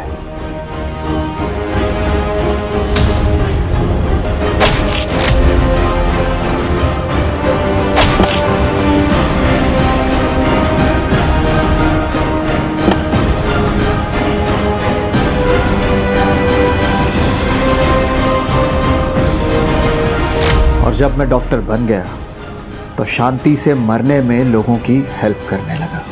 मैंने उन्हें बिना दर्द के और बिना तड़पाए मुक्ति दी, अपनी दवा से, जिसे पीकर उनका दिल धीरे होते होते आखिरकार बंद हो जाता था।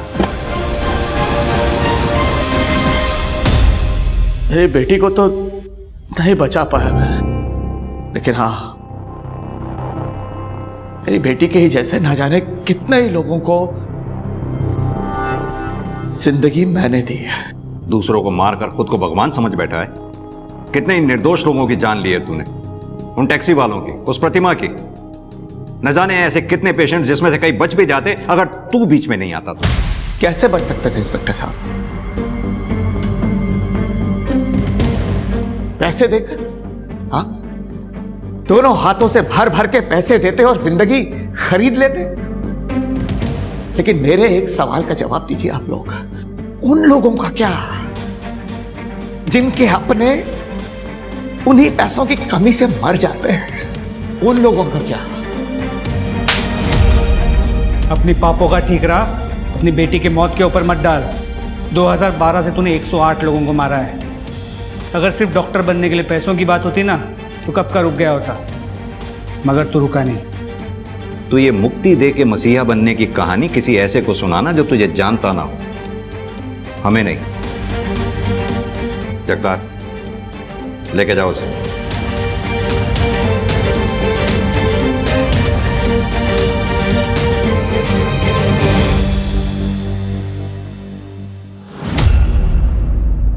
एक डॉक्टर जो अपने हुनर से लोगों की जान बचा सकता है, जिसे हम ईश्वर का दर्जा देते हैं, उसने अपने हुनर का इस्तेमाल करते हुए अपने ही मरीजों की जान ले ली।